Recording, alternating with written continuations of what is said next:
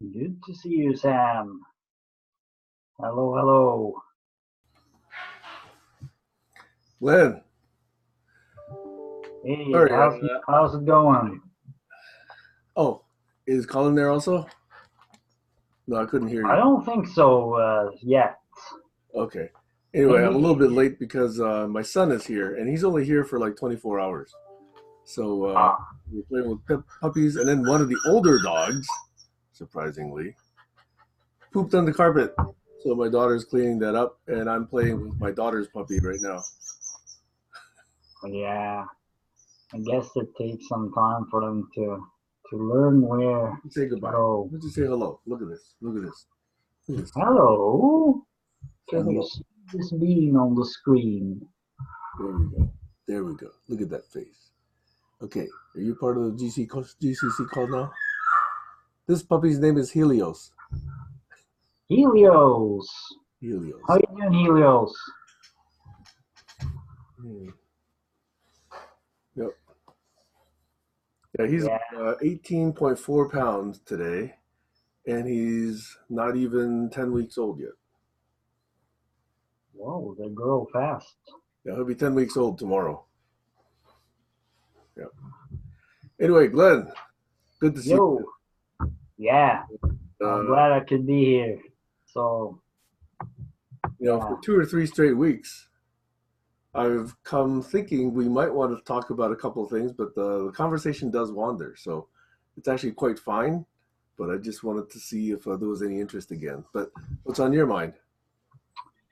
Yeah, I mean, following on, I guess, the themes that we've been looking at, I'm still very interested in it. And I have, to some extent, taken your challenge of creating a visual based on the ideas and visions which we looked a little at last week.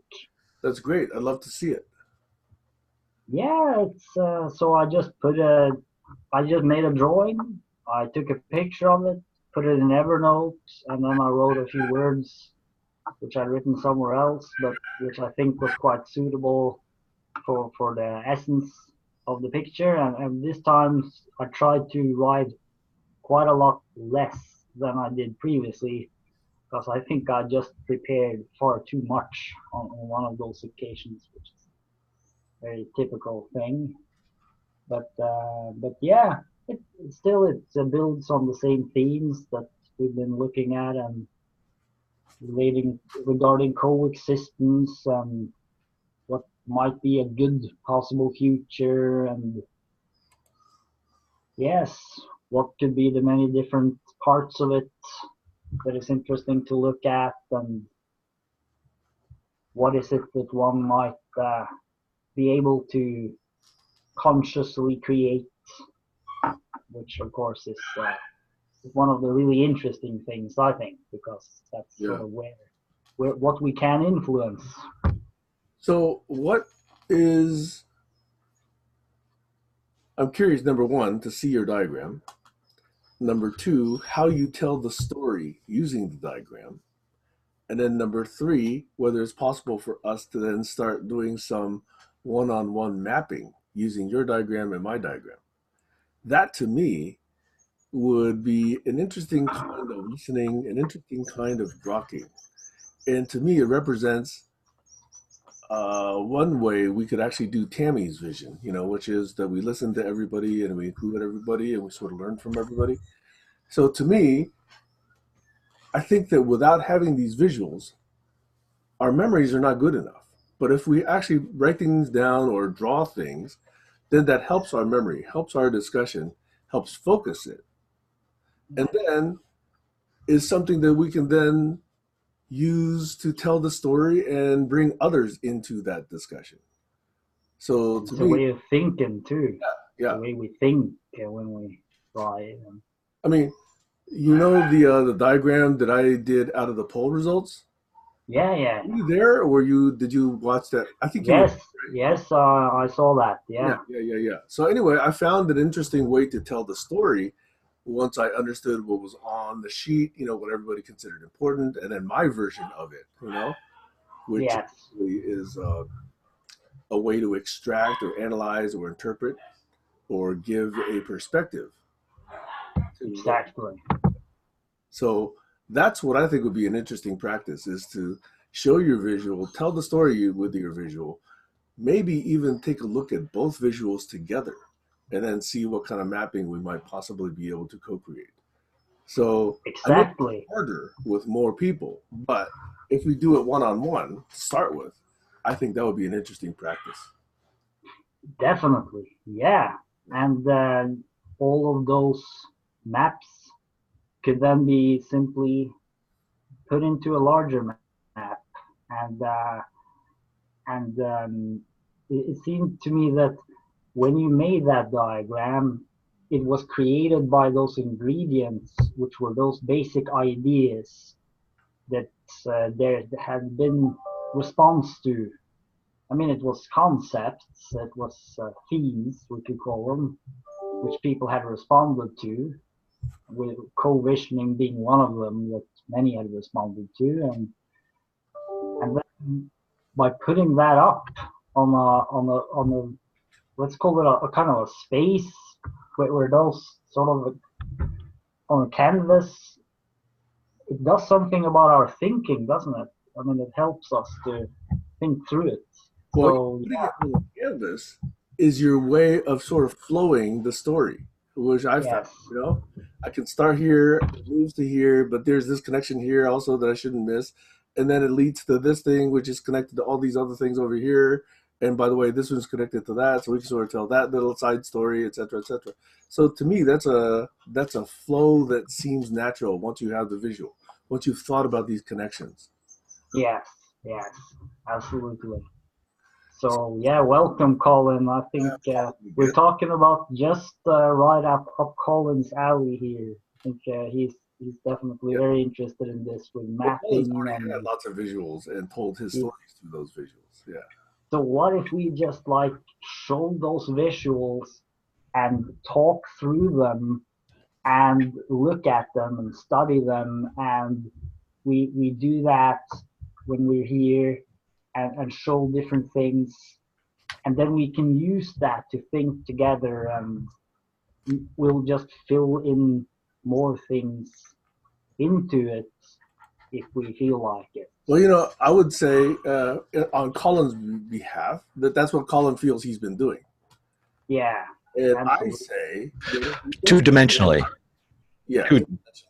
Yeah, I would say it would be interesting to try and see if we could do that together, to see if we could find a facility that allows each of us to contribute almost equally.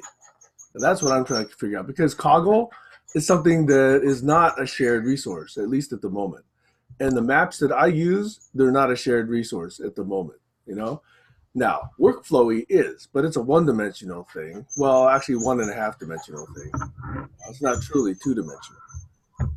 But it's clear. But it's more clear. Yeah, I think it's definitely very clear. Yeah. can we try that today, Sam? That would be so cool if we could just try that. Just show a few things today. All right, I'll tell you what. Let me do workflowy. Let me set it up right now. Let me take about a minute or so, because I can show that what you asked for. Let's just look at this stuff. Yeah. Okay, so let me set this up, and I'm going to start a node called, what is today? Today is the 30th? Wow, it's the 30th of November already. All right, so I'm going to start a node.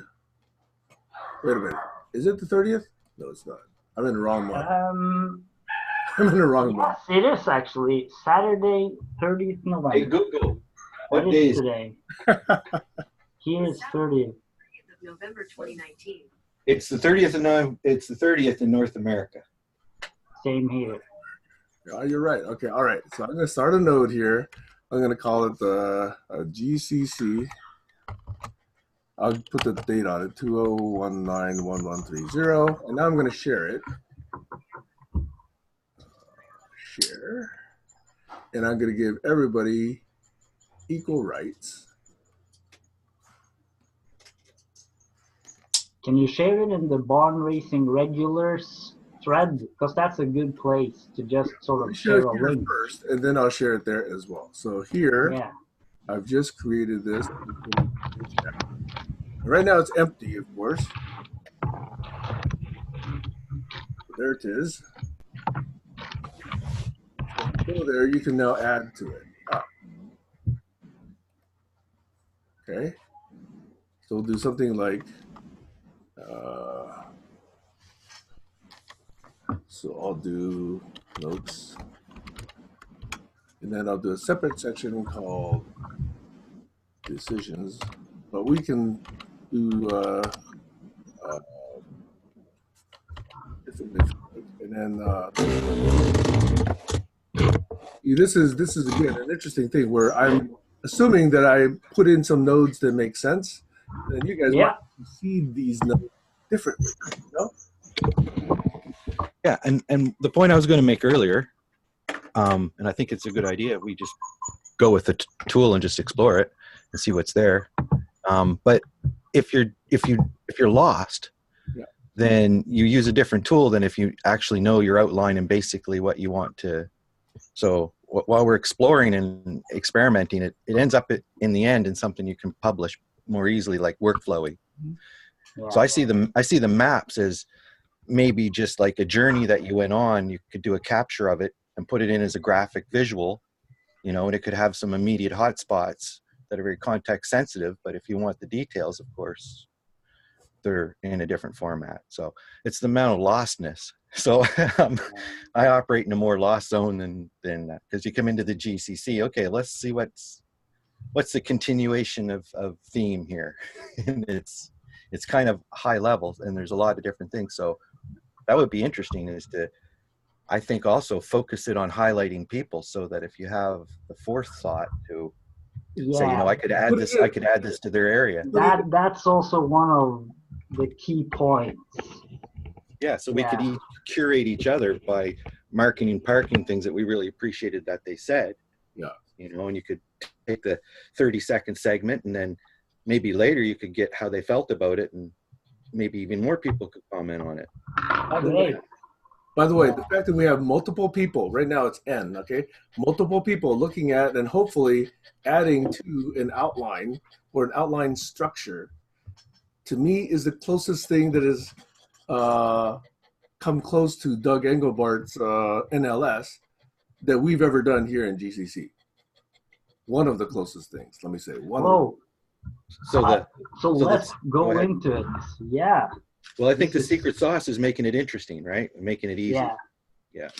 Well, hopefully it's easy. I mean, this thing is equally editable by you and me both. So right before you came, Colin, Sam asked me if I could show him this visual, because he asked me about that last week. Okay. So then we just kind of came to this idea that we can just today show some visuals if we want, and your maps, you know, you can show some of those if you want, and we can just look at it together to grok it, and just try to think together, like, what are the themes. So yeah, I can kick it off, show it now if you want to share the screen. Is this the so this is like the Christmas cleanup, is it? Well, yeah, maybe, Christmas cleanup. Yes, okay. Perhaps. Well, the bigger idea here is this, that, you know, we've been here in GCC been listening to each other a lot. To me, listening is aided and augmented by visual material. Because if you can actually have some idea or some node of thought that's anchored both in audio as well as visually, then you've got more context around its memory, in my opinion, right? So in other words, rather than just hearing, oh, there's a person named Jane I want to be introduced to, now if I've got a picture of Jane and what she's connected to, that actually gives me much more context about that individual. I'm just giving a very simple example. Yeah, and you know, the differences of how people understand words too. Yeah. You know, it's so much easier to clear up when you use pictures. So anyway, Glenn was saying that he drew a visual based on my quote unquote request / challenge 1 or 2 weekends ago. And so Glenn's about to present his visual. And so I said, wouldn't it be cool if you tell the story around the visual, you visit each node once or more times if you need to, and then as a listening exercise, we can co-create and do some mapping, like, what in my map is connected or mapped to a node in your map? Or is there such? Or are you completely on a different space, or a different part of the universe? And if so, are there other connections there that we could be creating together? Or well, we should think. Okay, go ahead. is that the case that your map basically is like a 50 or 80% overlap with my map? That would be an interesting perspective as well. Yeah, Then one of the things Go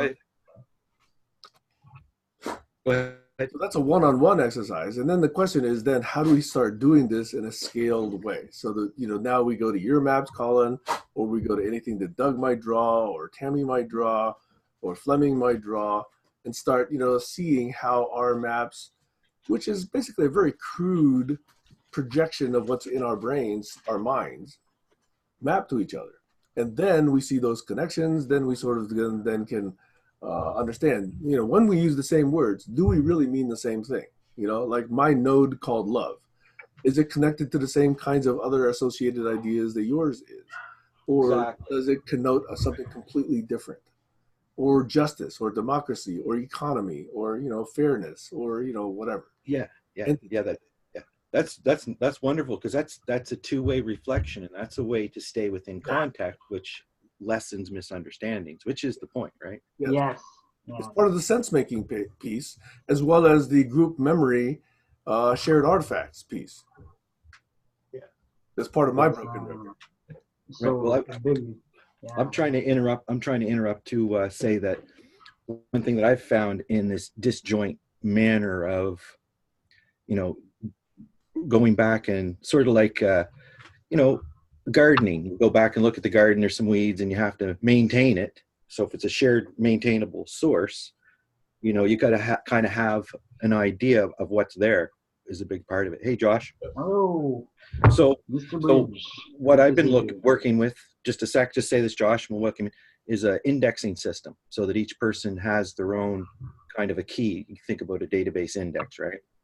So that you could actually use the person identifier, their resource, and then a way that you could cross-index main nodes of different maps, different resources, where you could index them. And that's just a raw thing until you've, as a developer, that wouldn't be something that I would encourage generally. But I would give somebody a tag and say, please add this. It could help me, right?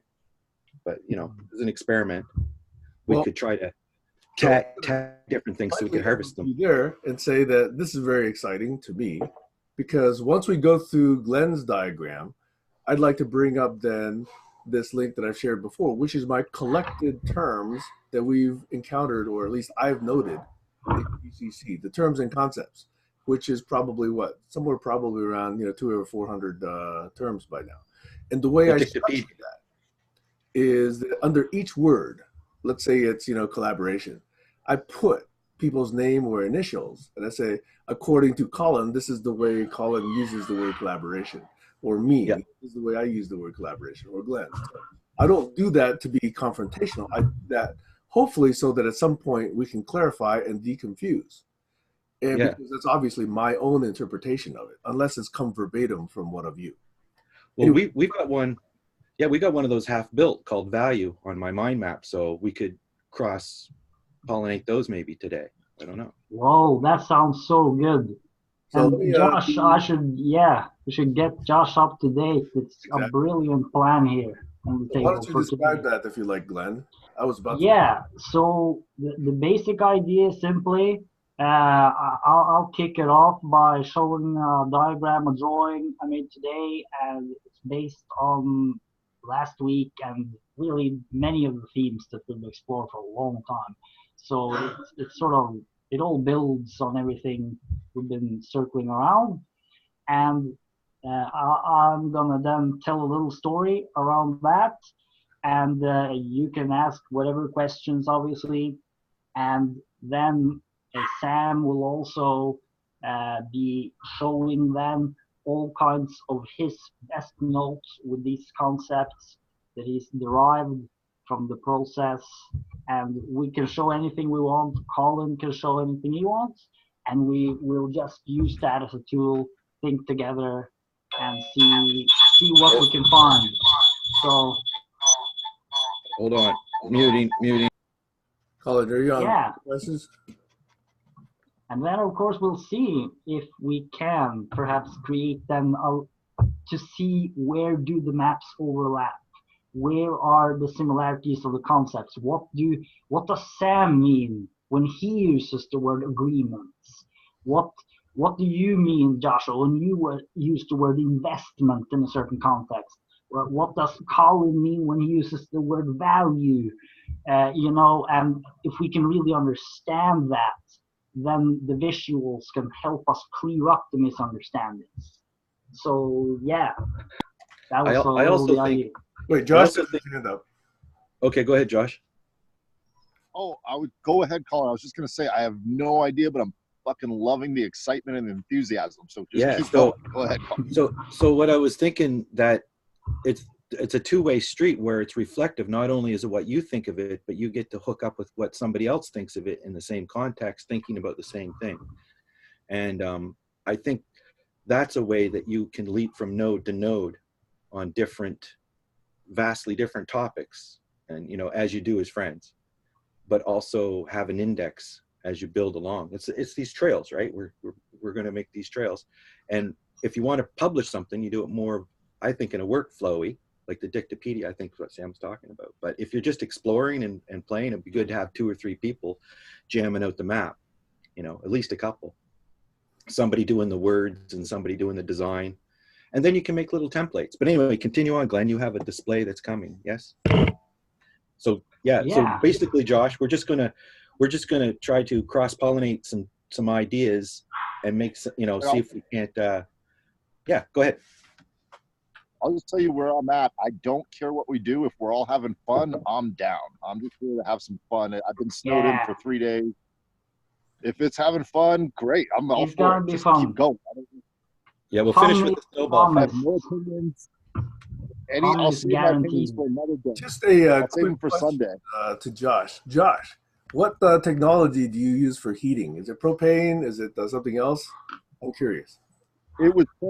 It's propane, and I had to go into town, and they were all out because the storm was coming, so I had to search for it.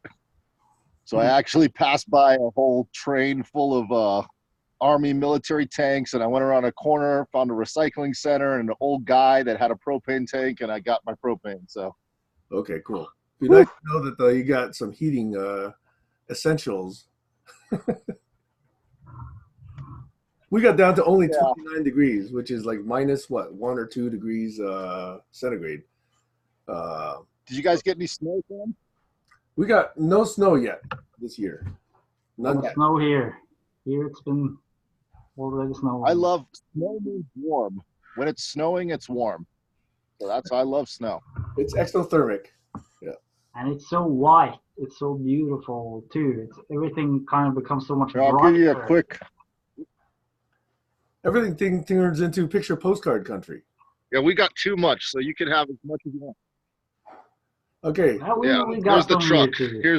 You got actually a lot more than we got here. Yeah. Yeah, we got extra. You can have some.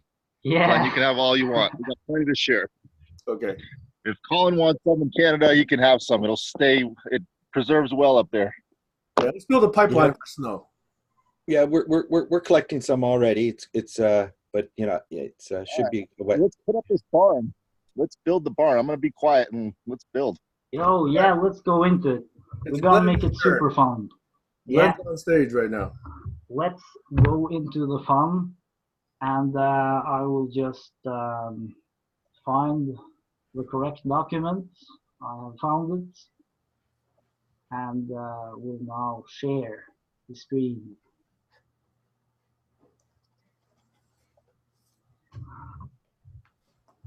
So this is the document that I wrote today, up a little overview.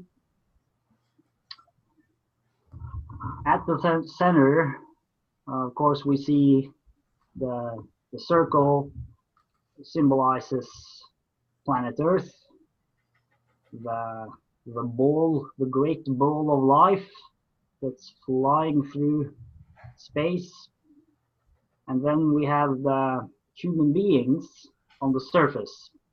In this case, we've depicted 6 of them holding hands, so to say, having established a kind of connection.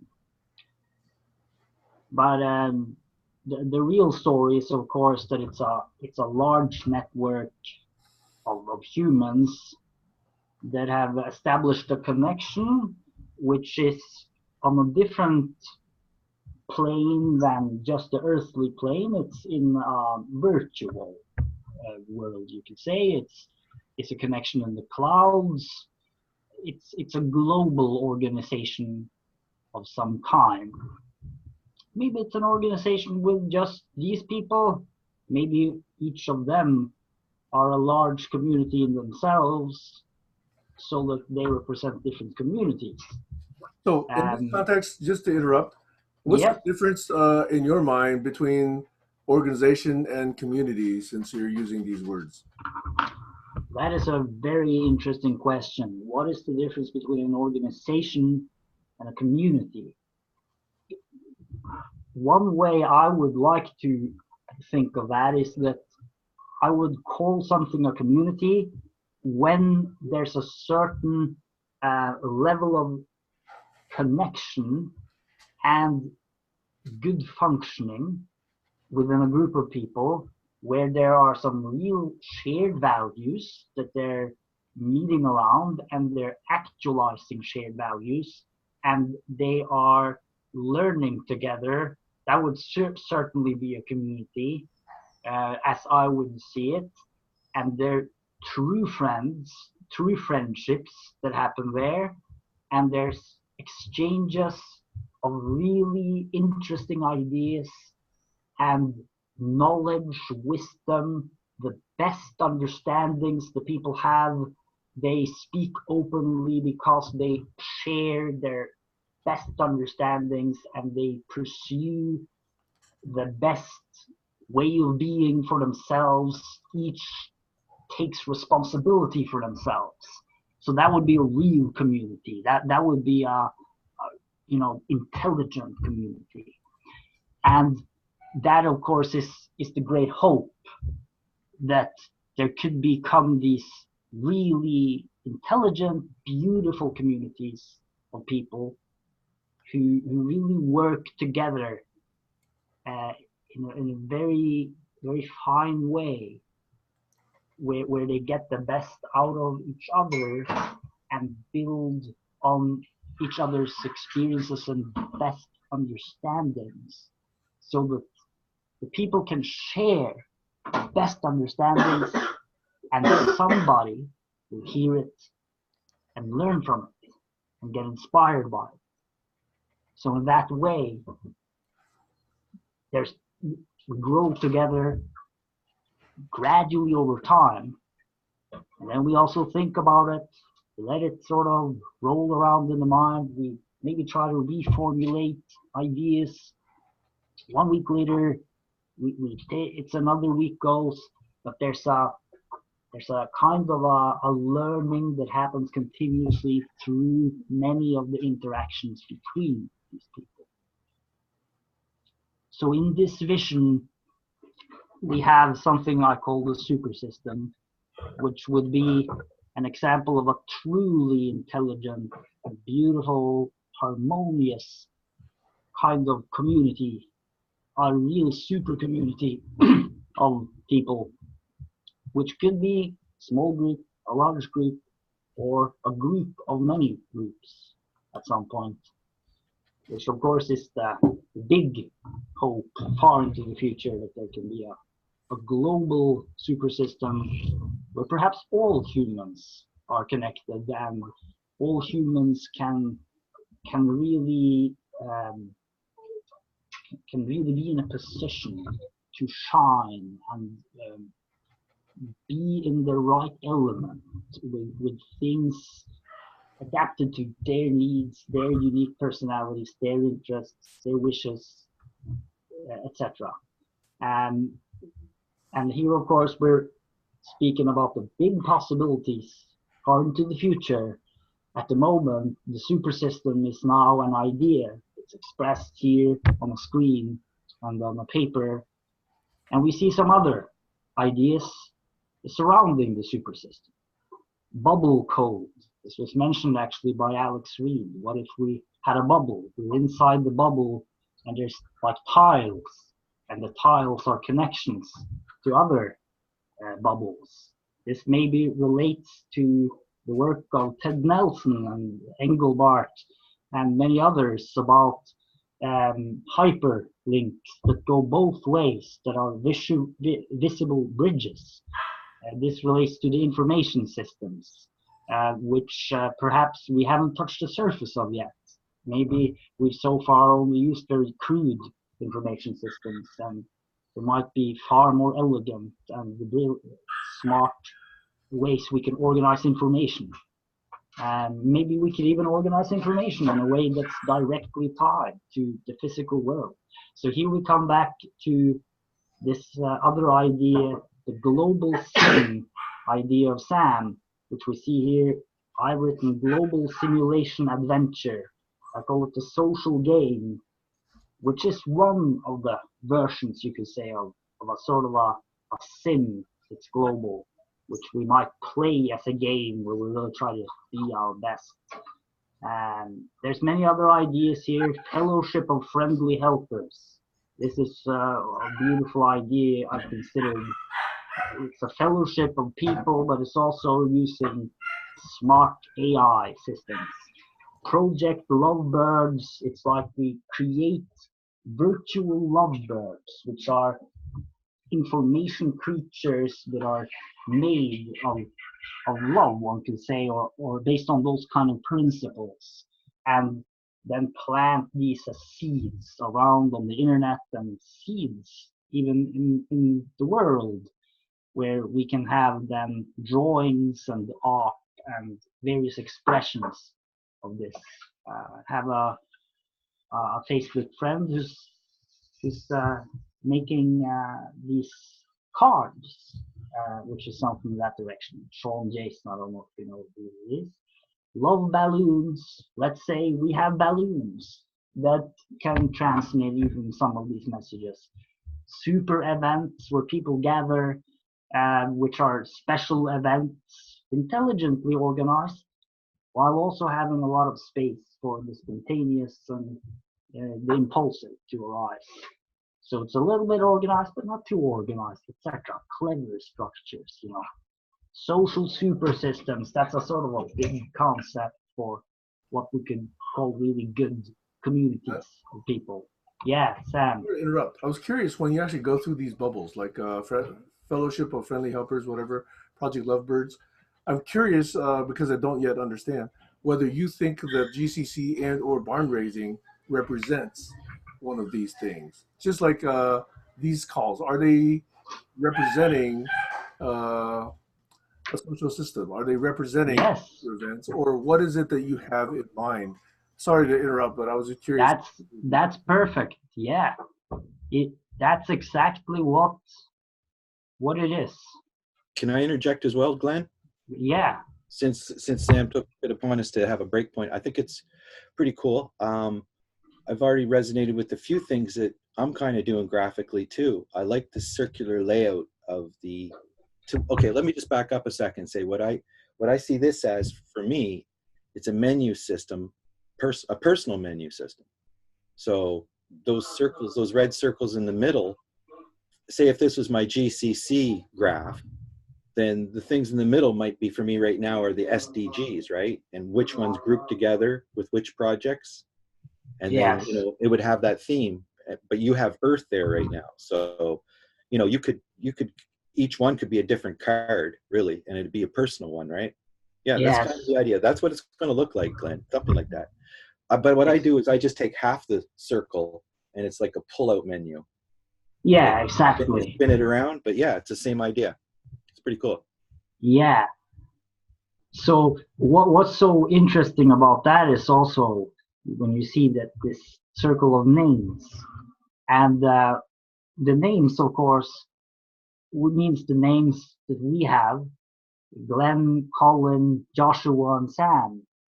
So within my system, I have you, which is a very peculiar idea, that your map is contained within my map, and my map is also in a sense contained within your map. So what if these maps could become really integrated, and we can have really maps where we understand each other's maps? And that's of course another layer where it could become really interesting. And to Sam's question, I think the answer is yes.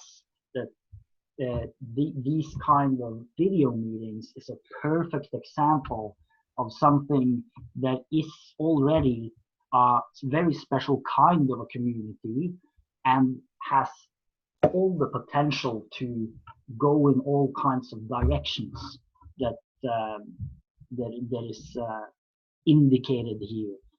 The possibilities. For example, many people have already met through, GCC and the video meetings, and certain literature has been created, we can say. So yes, that's what's so interesting about this. That what if we can, beginning through envisioning, like we're doing now, what if we can really look at what are the real possibilities for super communities in the world, and super events, great relationships, and great communications? Can we map that? Can we, for example, do a research project where we see what kind of scenarios tend to actually work really well? What scenarios do we see people being at their finest for whatever reason? What if we could map that also empirically and do this with great clarity about the facts on the ground? And that's why this bubble is so interesting. Facts known to be true. What if we can collect rock solid facts that we really know to be true, and then find out what do we know to be true that truly works very well,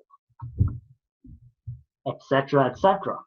And then, of course, everything you mentioned, Colin, about the people adapter and having a communication that's adapted to people's understanding of ideas, of their values, of their temperaments, then that kind of considerate communication can also be a part of these communities.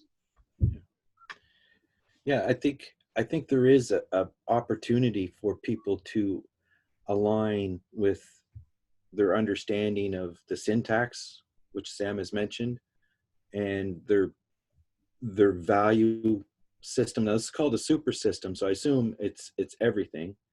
Yes. What I see here is a slice of a database of a personal knowledge management system. So you're kind of doing database work at the same time design work, but it's kind of like this would be what you would consider the opening screen of that. And I see stuff that drills down, obviously, this is the world of click and go. So, yeah. So those are two definite things. The personality adapter, once you have that clarity, then you can take the time to try to say, okay, well, I'm going to put my biases aside while we enter into this and lean in, as they were. So this would be kind of a way that people could trust that, it's not going to be, or it will be more compatible.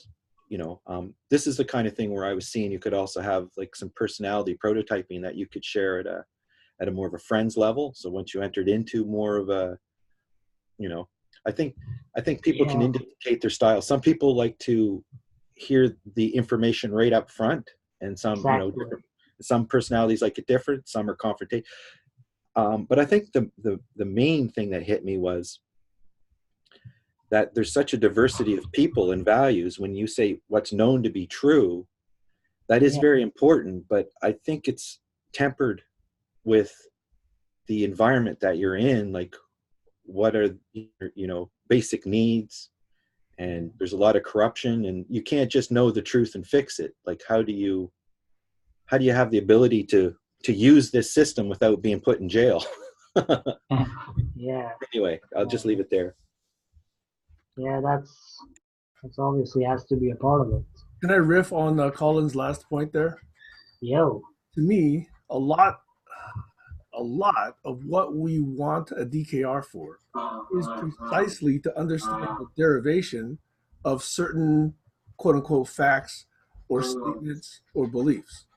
In other words, in a separate diagram, if we have a statement, X, and we know that X is supported by, 40,000 pieces of evidence, and there's linked to these 40,000, and those each are substantiated by observations or measurements or hypotheses plus experiments, et cetera, then that's one form of substantiation. If we have another fact and we have no idea where it came from, or we only have one or two links to its source, and that source again is unvetted or not well known or known to have been the source of other lies or other incorrect statements, then that's another kind of substantiation, right? So to me, all of that can be represented in a DKR, and any proper knowledge representation system would include at least that kind of capability, if not more. Exactly. So what would the ultimate dynamic knowledge repository be like? What would a really close to reality, truthful, what would it be like? See, I think, let me just answer that real quickly, that each node in an IBIS, an issue-based information system, this is a term that's actually reasonably well known within some research communities, is that if you have each node that is supported by supporting nodes and is also linked to contradiction nodes or negating nodes, then at least you can have a debate where someone says, hey, I have evidence that this statement is not true. Somebody else has evidence that this is actually true. And then you can actually look at the merits of each of those nodes and then click through those to see, okay, so what's the basis of that claim, and trace it back to some place where you're now satisfied. And I think if we do that in groups, if we can do that collaboratively, if we can do that truly with generosity and curiosity, with as little bias as possible, then I think we're onto a new form of collaboration, the likes of which we've not seen before. I think that's one holy grail of DKRs and collaborology and collaboration. Not the only one, but that's definitely one. So what you're saying then is that one of the requirements is that the nodes are connected, that many of the nodes simply in the information system are connected in many directions, in lateral directions, which is just what Ted Nelson talked about, right?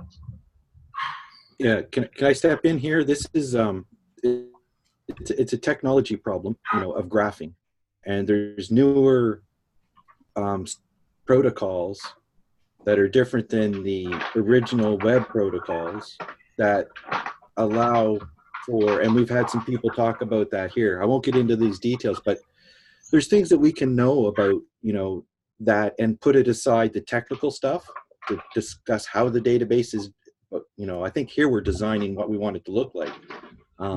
In the back end, it just gets crunched down into ones and zeros with the technology of the day, and it replicates and repeats, and it's a long conversation between geeks, and it's painful to watch other people reproduce it and waste time on it.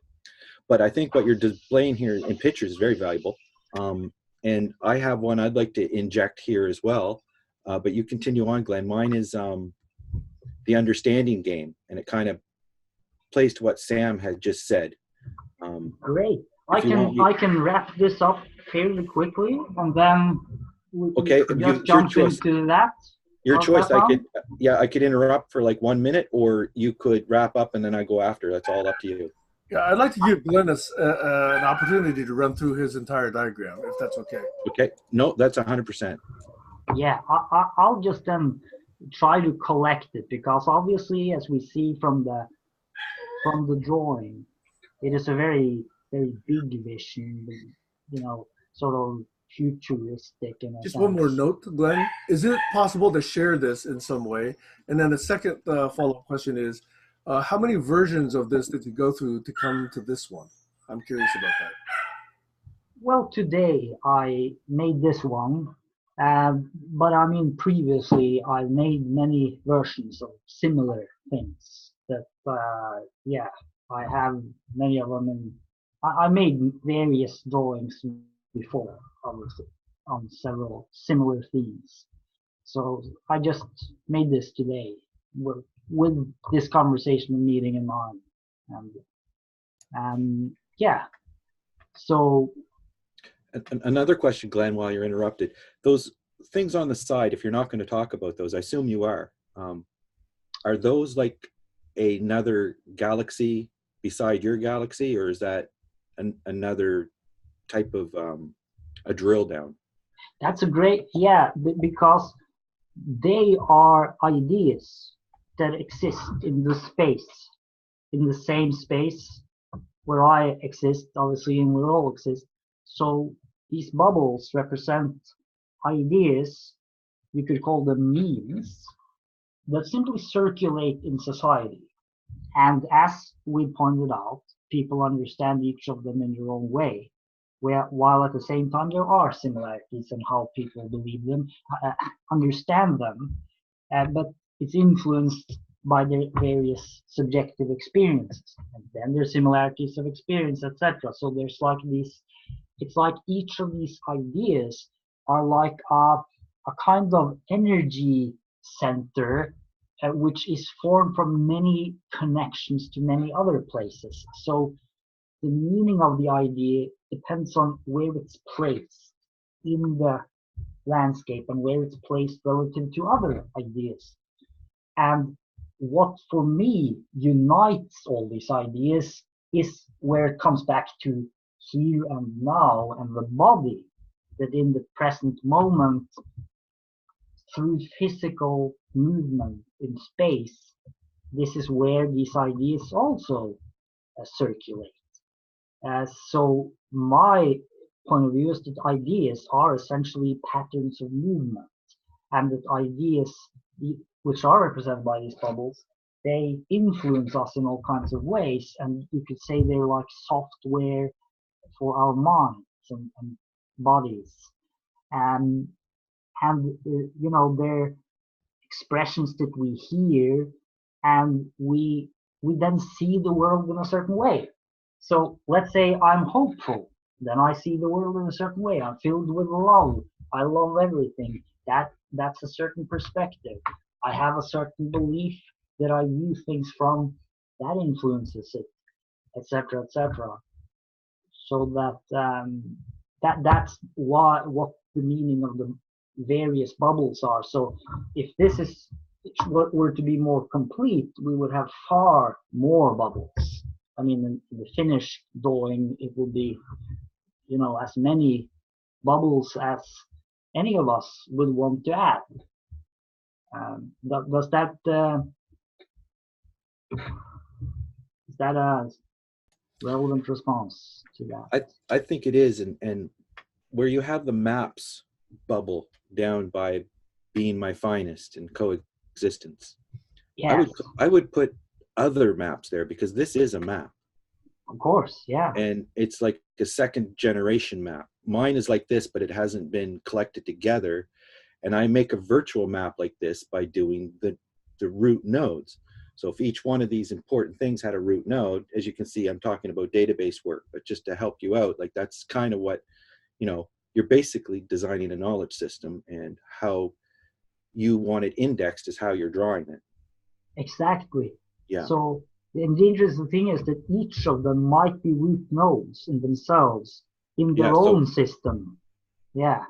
So I might have a couple of nodes that I'd like to bring up. So not to interrupt your flow today, but that's kind of what I was doing. Like we could cross-pollinate these nodes, and you could just draw on with your pen, the indexes where it's Sam's whatever and Sam's whatever, like make a copy of it, you know what I mean? And mark it up.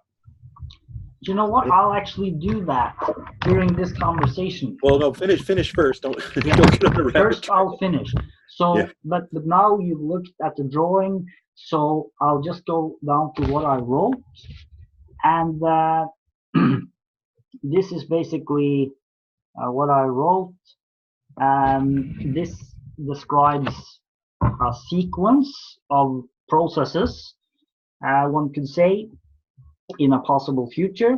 So all of this is about possibilities, where I here deliberately focus towards those possibilities that seem most interesting, all things considered, in the hope that the focusing in that direction might in itself become an active force in making that kind of a direction open up. And in this direction, that seems very interesting, there's people gathering together, as mentioned, in these very fine communities, and gathering in meetings and conversations similar to this meeting, where we see and think and feel and sense and co-vision together. Over time, we're also activating something, we're becoming something, and we're creating something.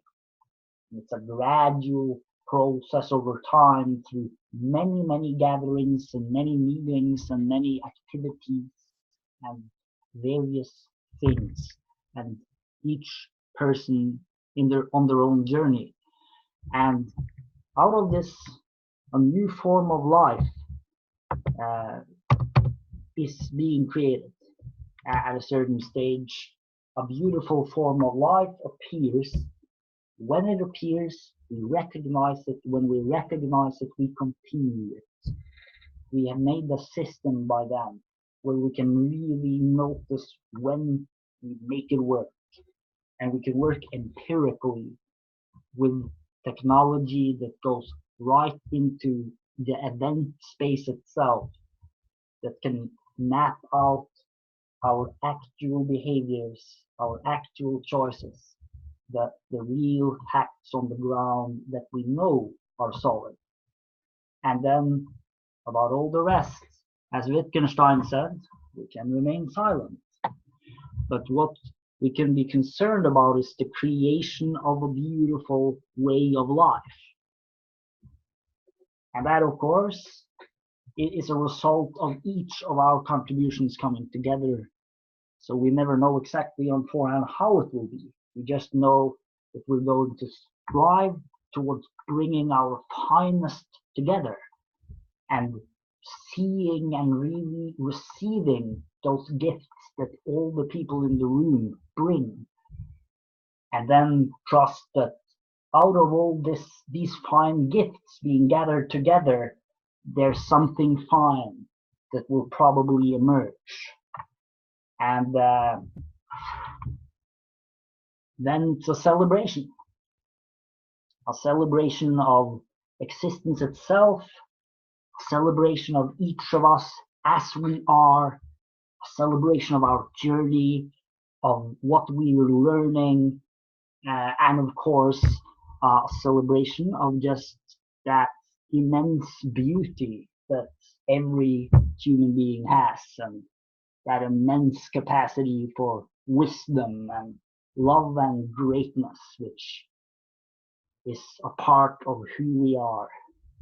So with that, I have gone through this vision. And now, Colin, the floor is yours. Actually, can I react to this very quickly before Colin takes over?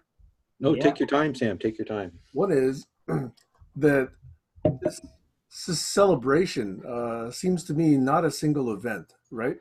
Because Exactly. if you think that we're done at any given T0 or T1, that to me doesn't actually represent a flowing and persistent state of what it is we're trying to create. But if I agree. Yeah. I think, Flowing celebration, ongoing celebration. yeah, I was wondering if that sense of celebration is in one way represented by this underlying appreciation we have at every moment. If Yeah, we could actually absolutely. Yeah. kind of transmute that celebratory event, and we should have those events, but really what we're saying is every day we're enjoying this new form of life. We're actually enjoying all of these capacities, capabilities, all of this creation that we're doing together. And rather than only celebrating, once or, in a blue moon, if we go into every day or every moment in a sacred way or in a celebratory or an appreciative way, then that to me represents that celebratory perspective. I'm not saying Exactly. truly, Yeah. I'm just trying to connect this feeling of gratitude and appreciation to what it is you were just describing. And that so connects with the way I see it. And yeah, I really feel there is a deep connection between that appreciation for what is actually happening in the journey we're on, between that and being able to create something beautiful deliberately.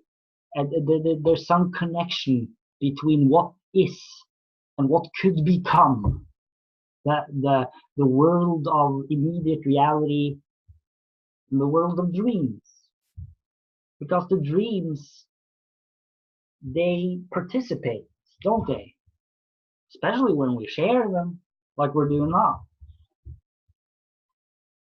So possibly the dreams could get wings. Yeah, jump in. Alex, was it When you? we had a sense of urgency in a human life because we have a death. We don't live forever. The machines and the robots don't have this because they have no death. They don't die. They get recycled. Yeah, You see, the fact that we have this impermanence in the universe because our life ends at a certain time gives us this sense of value and sense of values that machines lack. The programs and the algorithms lack that. We have to write it in and hope it works. And it needs to be adaptable. If it's not adaptable, it's like the limb on a tree. When a wind blows, if that limb's not supple, it'll break. it's like it because it's just that one chance. Yeah. Yeah, flexibility and direction.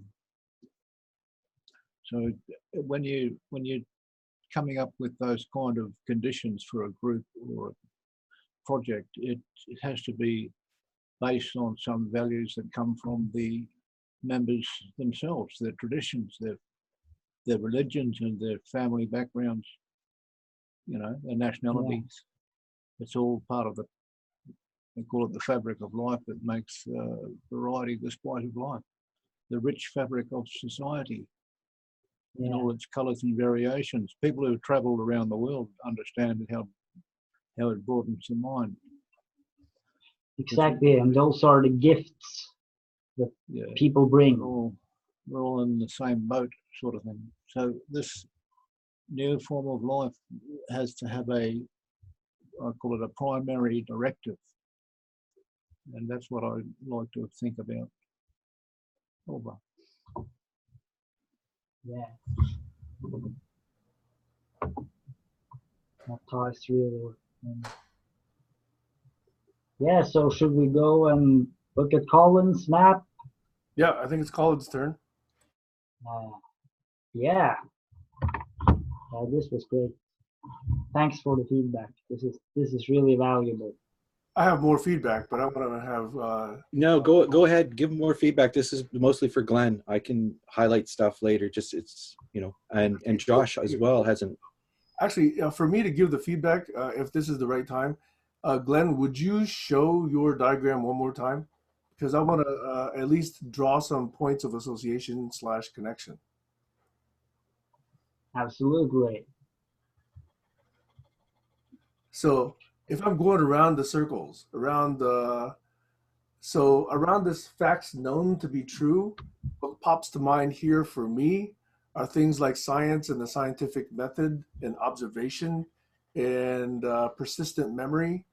So that's what pops up for me. So those would be the kind of nodes that I'll connect to that particular bubble in your chart. If we look at values, wishes, interests, and dreams of those, to me, what comes up is co-visioning. And that's probably the single biggest hit for me. For names, I'm going to skip that one for a moment because we have profiles all over the place. What they said, again, for me, is group shared memory. If you then scroll down a little bit, see dance and music, nothing super hits there. It's obvious to me. Super quad, is that super quality behavior or is that, yeah. That's right. Yeah, Yeah. to me, that's the behavior experiment.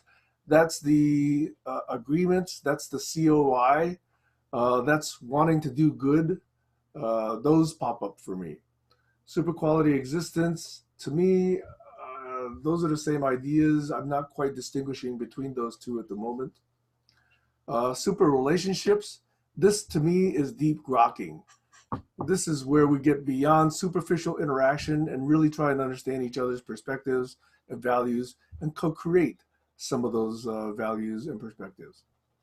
Social super systems, to me, that pings on this new global governance model that we're trying to create. So that to me is at the heart of GCC. Super events, nothing pings there for me with a lot of strength. Love balloons, well, again, I haven't thought a lot about that other than just the notion of love itself rather than love balloons. I don't understand Project Lovebirds yet. Fellowship of Friendly Helpers, to me, those are ideas like a community of COI, community of impact, that amplification and resonance idea. And then if you go into some of the other ones down below, like COI, you've got there explicitly. So I would draw those connections. Maps is almost one of the key things we're doing here in barn raising. So there's lots of different discussions around that. Coexistence, yeah, I like seeing that there. Being my finest is doing good. So anyway, global sim, yes, that's really something that I find very exciting that you've heard and included that here. Likewise, Colin, you've heard and included it in your diagrams. So I'm really, really, really excited that at some point we can move into some discussions around global sim and what that represents. So anyway, I just wanted to draw some possible connections and associations with nodes on your chart just based on the words and nodes that I use. So thanks for letting me do that. Over. Well, thanks, Sam. And yeah, I definitely feel that all of those things are totally a part of this. And I could have included a lot more. I mean, I could have included the values foundation. I could have included the peer perspectives idea. You know, I could have included the alphabet code. I could have included a vice scope. I mean, all of the ideas that have been shared can, could be put into this. So that's also why I feel that it's all kind of pointing towards a larger vision that includes itself as well as the visions of all the others, which is a pretty interesting phenomenon in itself. So yeah, so it's just really clarifying to get that kind of feedback, just seeing the connections, because that it's like it helps to think more clearly as well, right? So, Colin, should I unshare or move into the next chapter? What do you? I was curious if Josh had anything. Yeah, Josh. Yeah, I do. I'm just waiting patiently with my hand up for the last 20 minutes. Josh, go for it. The floor is yours. Yeah. Do you want to flip back so we can see each other, or? Okay, I can do that. Yeah. And then I want to see a next slide for sure. And I'll take off my little hand on the little thing here. What came to my mind as a graphical designer and graphic designer, or whatever you want to say, is the idea of commune with tea, and having a menu system with all those bubbles, but those bubbles are little tiny, what are they called? The little piece of paper that hangs off of the tea. So it's a cup of tea, and it hangs off of the tea and has that word of the bubble. And then also, if we wanted to use the ontology of the tea itself, then we can relate different teas to different bubbles. So much like the little poem or quote that comes on your tea, when you flip over the little tab, you can see that. So the idea that I had was having a website with a menu system of all the different tea brands, and you click on it and a picture of the tea comes up with the little hang tag that has the words on the tea. So if you want to click on that tea and get served that tea, that brings you to more ontology, which is more communities that you can also go to and have these discussions about love and lovebirds and all the different parts of the bubble. That's what came up in my mind. I just want to say it's an idea I've had for a long time, but visually I think it would be really easy for people to wrap their minds around. I'm just going to a place and ordering a cup of tea, and I happen to be getting a super system. So if that makes any sense. Yeah, that's a really good tea. Got a surprisingly good tea. The reason why I think tea is so good, not just the play on words with community, but there's so many different teas all around the world. And like, I was just talking to a lady from Africa at a Livening Edge with Doug last week, and I asked her how to say "how are you" in her language, and she said there's actually 400 dialects in my country, so I'd have to pick which dialect. And I think just like all around the world, there might be black tea, but there's 400 different types of black tea mixed with raspberry, mixed with this. So it's a great ontology, and it's a great way for people's minds to be able to remember it, because they can almost taste it with their mental, if that makes sense. Yeah. So any sort of graphical interface that helps us to create all of our ontologies, like communities of impact or alphabet codes, something that's just graphical, that is also a design language, a branding language, if you will, that makes it easy to have one graphic, but I go into the Photoshop and just change the hang tag of the tea and change the colors. So it lets us have colors and even different amounts of heat coming off the tea. This is a more warm conversation. This is a cold conversation. This is iced tea. This is hot tea. And just it allows for more visceral understanding and grokking. And that's my share. Thank you. Please continue. Just riffing on Josh, he was saying something, tasting with my mental something. Was it with my mentality? Mentality, yeah. I was just going to say, I'm working with a lady in Israel who's at the sustainability conference right now in Spain. And her whole thing is called B. And so I was going to bring this up to her if she wants to connect communities and call it BT. So just B with the T. So yeah, you can riff on the T thing forever. So it's fun. It makes it more fun. And I think it helps. I love the sustainability. That was a good one. The sustainability. Yeah, that comes into my comments as well about the feedback on your chart. One of the larger areas of these communities that you keep speaking of was mentioned in a barn raising with Alexander Laszlo, I believe, Sam, not too long ago. And he put the links to like a handful, but he mentioned there was 14 specific, and it's something that, I've been stuck on and wanting to produce him speaking for a few minutes about these things and adding the links. But it would be a good thing to start to add that to your plans, because I think, the way you're drawing and going with the next level, you could actually, be the curator of the space, in a way to feed back, because, essentially until it's digitized into databases and personalized, this is the best we got. And I have the 2-dimensional map version, right, with crayons, and Sam has his workflowy ones. But these tools are coming. Facebook has one, but they have it all rigged for their purposes, not for ours, right? Yeah, so we make our own version of it. Yeah, which is a dynamic knowledge repository, and there's many people thinking in this way. So we're gravitating towards, just trying to organize around syntax and ontologies that can grow and change with the individual, right? Josh's hand is up. Can I bring up? Well, my ask is that we have a bar raising where we take these ontologies and start to put them into a pretty menu and pretty cups of tea. So we're actually working, we're sharing graphics and we're putting the words on and we're posting them up somewhere to Trello or something. And then just have a work session. Then. Let me respond to that. Actually, I think probably before you got here and before Alex got here, Glenn and I were talking about walking through this diagram. And then as a second step, which I think is obvious to everybody, especially Tammy, is that we start trying to figure out these mapping opportunities where nodes in Glenn's diagram map to nodes in mine versus map to nodes in Colin's. And they may not map entirely identically. In fact, I expect that none of them do. But that's the opportunity, is to really get into the differences, because that's where we can lean in and then understand each other better. And so that one-on-one exercise is definitely a next step once people produce their initial diagrams or maps or outlines or tours, whatever you want to call them, documents.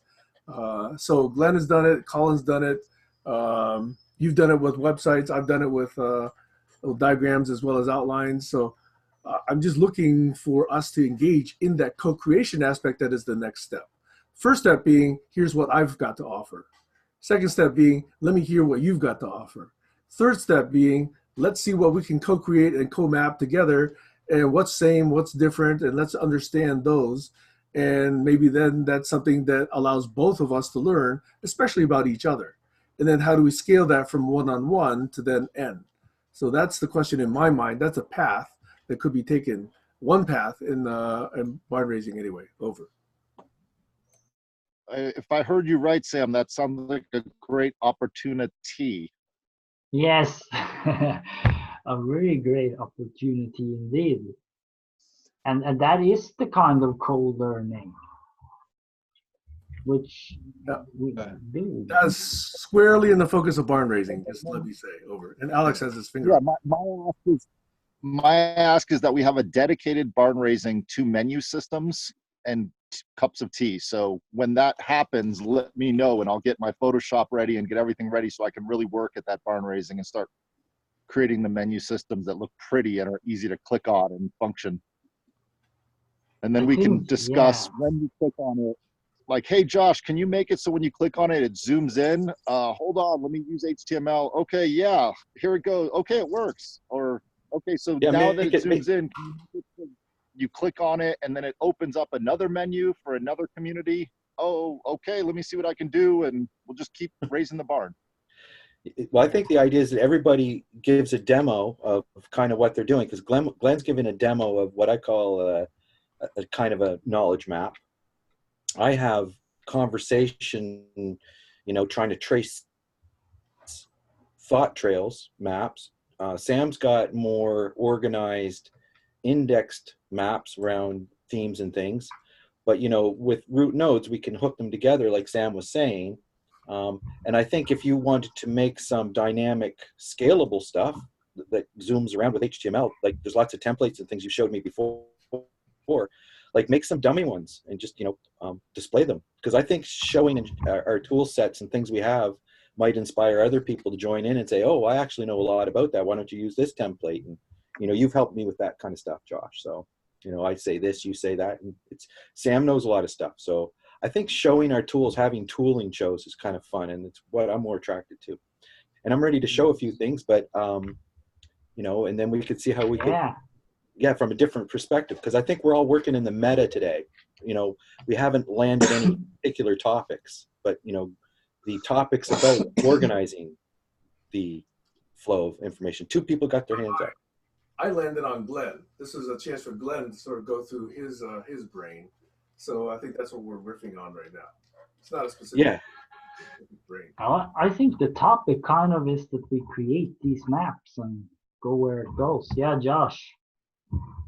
Yeah, I just wanted to make sure that I'm heard, I know it's because I'm a graphic designer, so it's clear to me, but there was about 7 to 12 companies trying to do Airbnb at the time that Airbnb started. And they were all functionally amazing and really good ontologically, and their systems worked.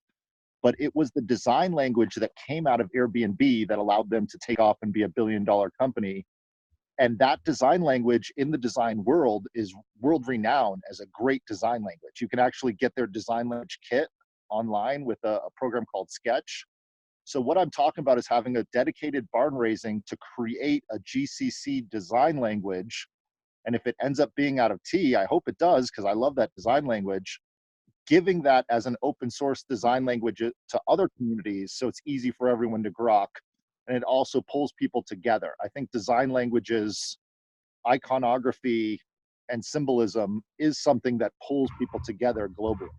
So I just want to be clear with Yes, that. exactly. And actually on that, Josh, the drawing I made today is also something I think of as a possible direction for a design language, to look at the bubbles and map the many ideas in the space. And just like Sam mentioned too, like it's three-dimensional. I mean, like you said, it's like this big T.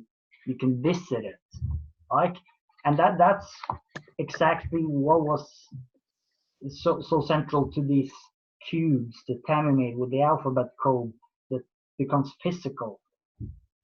So what if we could fly through the space? I mentioned this earlier, Alex. You mentioned once, what if you stand inside a bubble and you have like tiles on the walls, and each of the tiles lead as a link to somewhere else?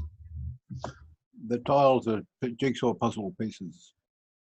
They're interlinked, they're all interlocked.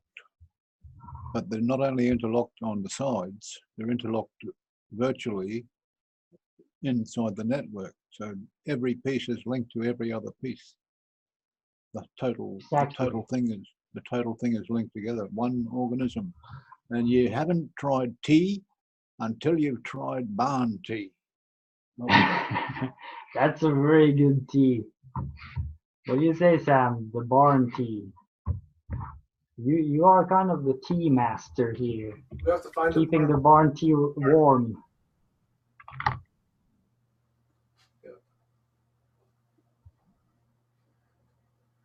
Yeah. Okay, Josh, let me respond a little bit to the design language idea. I think we're still nascent in exploration of all of these different primitive concepts. You know, we have these ideas of nodes, cards, circles, containment, associations, lines, and we've seen Collins, we've seen some of mine, we've seen Glenn's.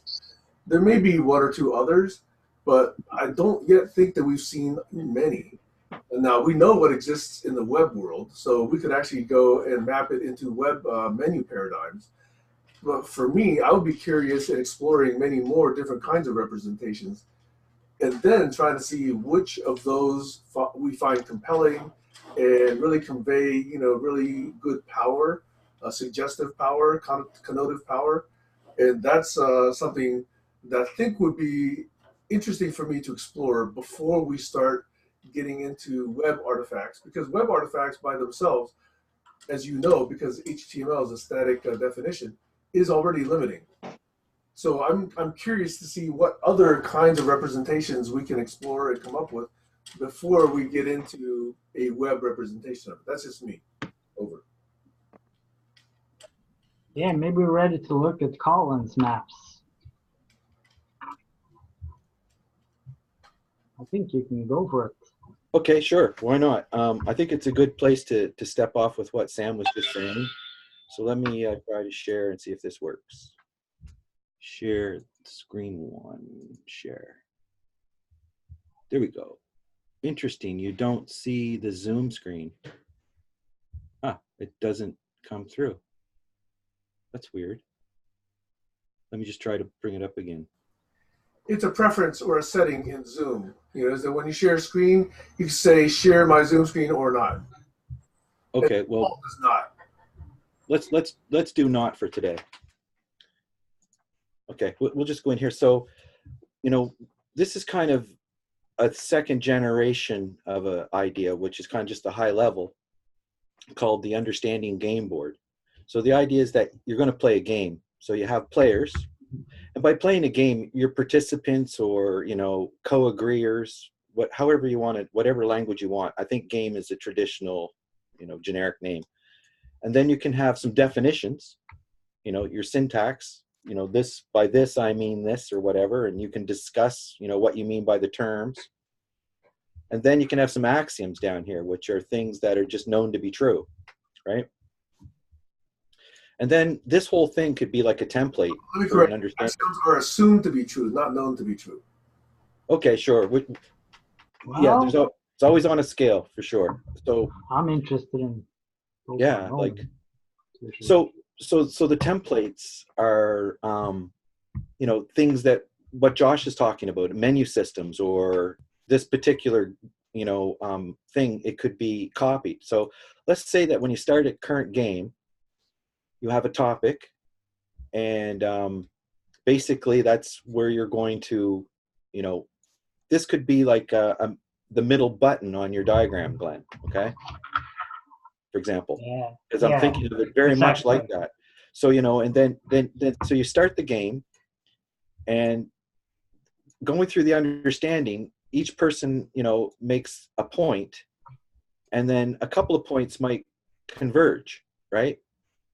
And, you know, and you can stop or pause the game. But the idea is this is where we're trying to get to agreements on things, or how do you say alignment? There's many ways to say, I feel the flow of what you're doing, and I'd like to go further.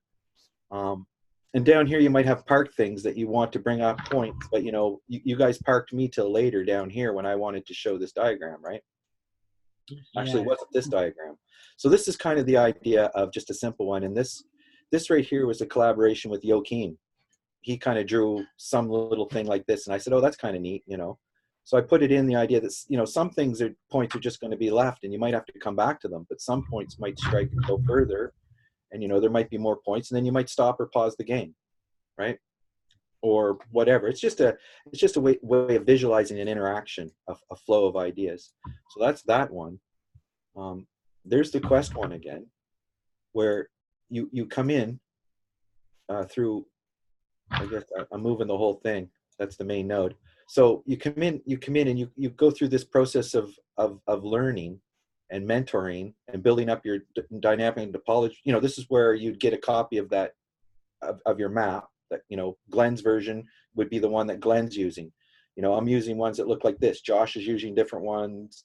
Sam's using different ones. And as we co-align, we may find different tricks that work better for different type of, you know, spaces, you could say, or types of sharing. You could say cognitive alignment, whatever. So anyway, you go up into here, and this is like a little conversation game as well, that once you find alignment and you've got your dynamic knowledge repository, then you can come to the game. So I'm kind of up here playing with you guys right now in a way, because I have this to, you know, I have something ready to display.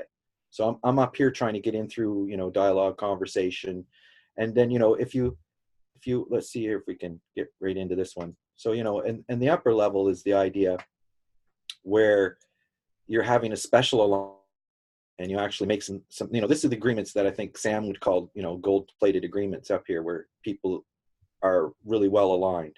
We're down here where you're getting, you know, you're starting to get ready, may not be so aligned, and you can take a break in this procedure.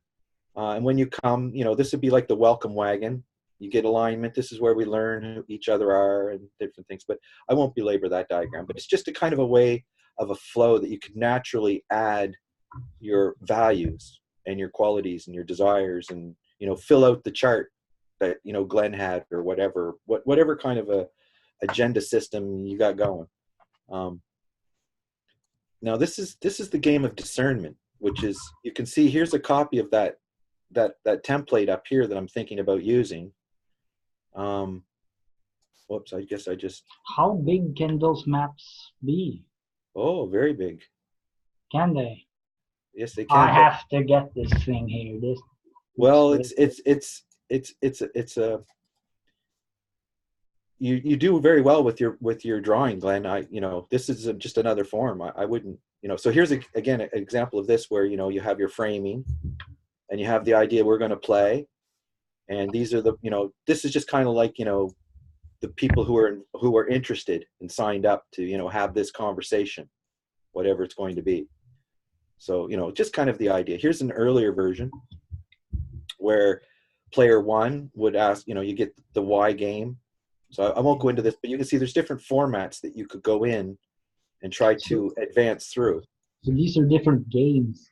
Different templates. Yeah, different templates, which could turn into ontologies, right? So the idea is that, you grab this and you could start a new game. And there's one I was going to have with Jazz. And actually, here's one that Glenn and I had right here.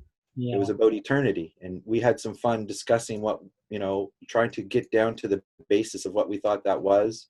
Here's some of our definitions we were getting into, right? See, there's the players, Glenn and Colin. So, you click on that, you could go to wherever. A list of high scores, games won. And that's just in a simple game theme. There's infinite ways. Funny, we're on eternity, but there's infinite ways that you could visualize this. And go ahead, Josh, put some things together that you might help align people.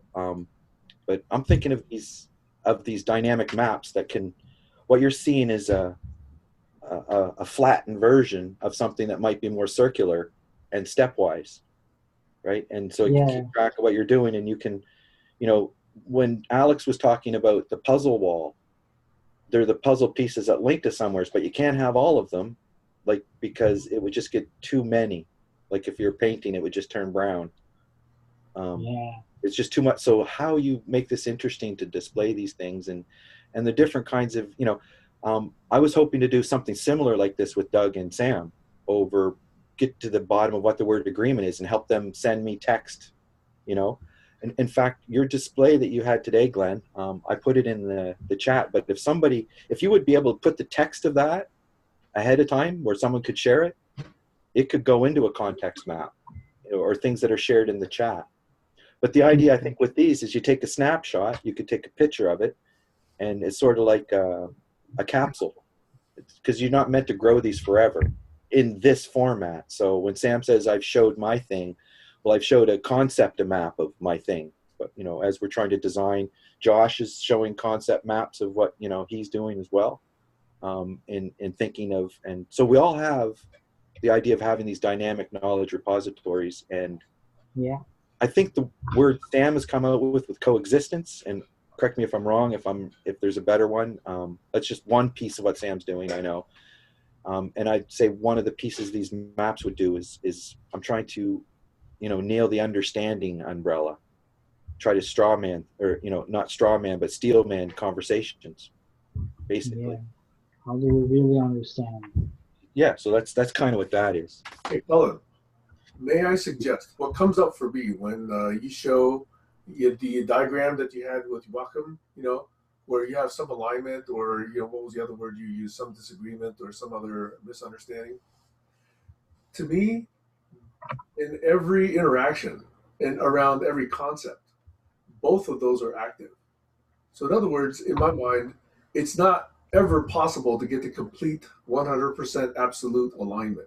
There's always some aspect in which we agree on what this term means, and some aspect in which we actually haven't yet agreed, or there's possibly active disagreement on them.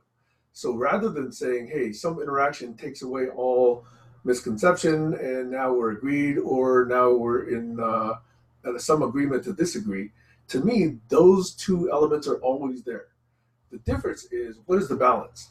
In other words, after some conversation, if our mutual alignment, if our mutual understanding has increased in some measurable way, then you could say that we've got quote unquote more understanding or more alignment there, and maybe the aspect where we disagree is less. But I don't think it ever goes to zero, because we're not the same person. So I'm not sure yet whether or not this is a useful idea, but to me that's what comes to mind, because you could say what's good enough for now, and that's what I think I see depicted in your diagram. But to imply that it's absolute and that we can now never have to revisit it, I think is again something that I still have to think about. Over. Yeah, no, I don't think there's ever a definitive. I think it's the context between those two people at first and maybe forever. And what I would see as a measurement of progress would be where you take some of the information and be able to absorb it into your dynamic repository so that it's grown your understanding, because that's how you get value. And if it's just a link that you say, you know, this is my top 10 links now, and you know, that's great. People bookmark things now, and it's very chaotic, you know, between Medium articles and blog posts, and you know, who buys books. And I'm thinking video and these knowledge trails might be a way, but it's still, like you say, very context sensitive to the actual discussion, even because within one field of study, the words can be used differently than another field of study. And if people aren't aware of that, you know, it can take a lot of time to say, well, why don't you read the why don't you go read the Dictopedia? And if it's not in there, then ask me. You know what I mean? Kind of thing, you know, punch it into the Dictopedia. If it comes up, please add what you want, hit enter, and it'll come up on the main screen. And Sam will say, yes, that's a good one. Enter, it goes, you know, have insta-get right on the screen. Yeah. You know, it's the building of the repository. So that's why, you know, the game I showed, the quest, I see that as a template for just one of the quests in your life. Maybe it's the quest of you learning to play music, right? You could have a different one for each instrument you're trying to learn to play, you know? So as you can see how it relates to these nodes and puzzle pieces on the wall, I very much think in that sense. And I think in clarity senses to get things done, and summaries, if you can quickly build a web page that shows kind of what's happening in a way, and put some, you know, like Josh had one from Adobe too that sounded really, you know, I think we should try a little bit of that in our curation. So if we could, you know, and I think also Trello is a great place to list these things before they're ready to put into that curation. So, you know, we design them with our creativeness and our maps, whatever level. We take them to the second level by getting them listed in Trello. Maybe a third level would be Josh could actually display them with images on a funky web page or something that really, you know, had good menus, and sort of building up a one version of, you know, a template of what we're trying to do, because there's many versions to come out of this, and who knows what's going to draw people in. So since you mentioned agreement and understanding, I've heard it from both of you. It seems that if we take that as an example, we've all expressed today that one of our goals is to find a process that improves our understanding. So what would that be in relation to the example Sam mentioned? Could it be that this happens when we meet together and you present your point of view, and it happens in a way where I really listen to it and I understand more what you mean with what you say, what you mean with this word? How does this connect to the rest of the things you're interested in, to your experience?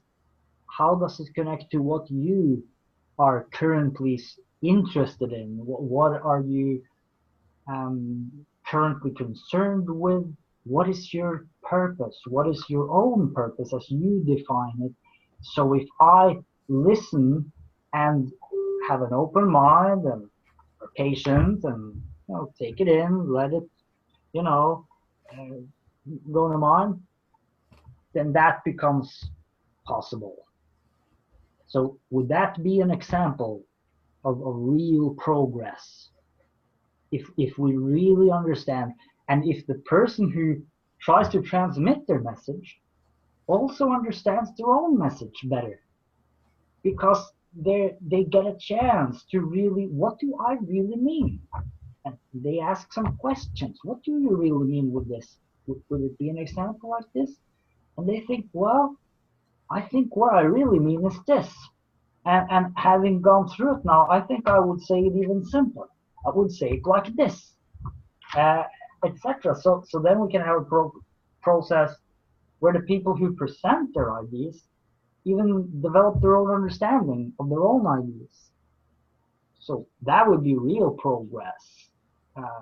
Would be an example, seems to me, what would be real successful collaboration, successful co-visioning. Yeah, Sam, you're nodding. What are you thinking about this? You bring up a very interesting point, Glenn, and this is something that I'm almost afraid to ask, and that is understanding an end in itself? Or is understanding in service of something else, whether it's an action, whether it's a intent, whether it's a thought? I don't really know this yet. This is the first time I've actually been asking this question of myself.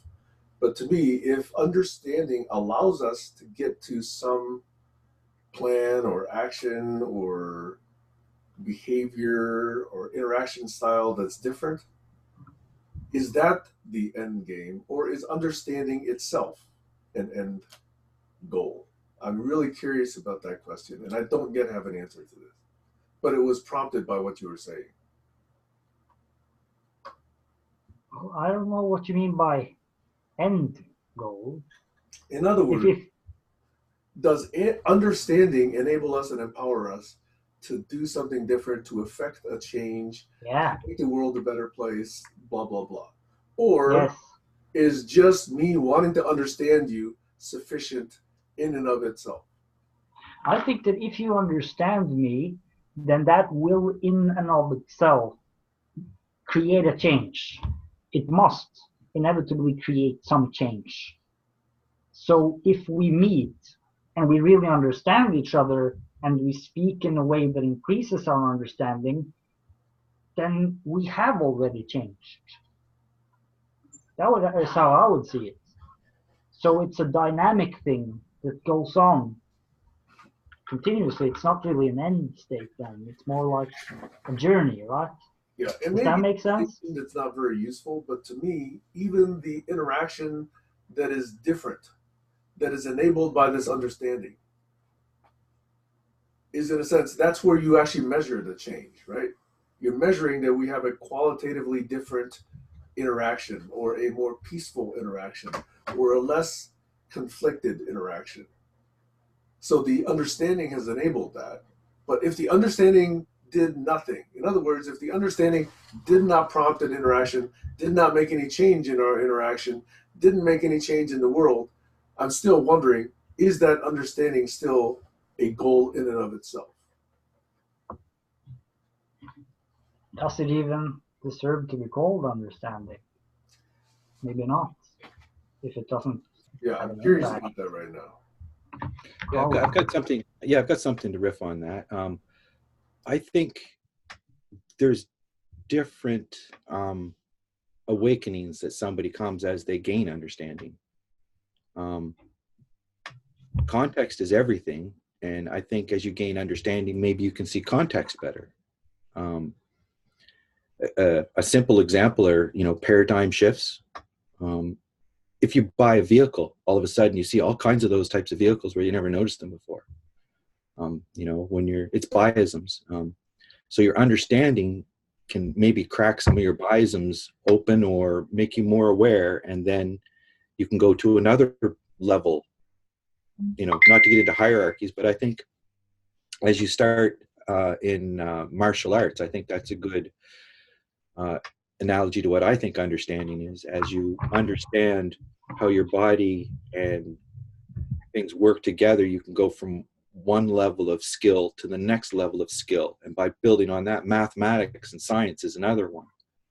And I think as you learn more about math and science, maybe you can lose some silly, superstitious things that you believed as you fill it with more probable reasons why something might have been. So I think these levels of understanding are almost like leveling up your awakening so that you can go on to the next level. And if we could live long enough and had healthy enough minds, I think that would just continue. Unfortunately, our minds start getting slower at my age. I got to draw more maps. But could we evolve culturally? Do you think? Like we've evolved machines to help us. That's for sure. Maybe, yeah. Could we evolve even better machines. You know that thing when you buy a car and you start seeing the same model everywhere.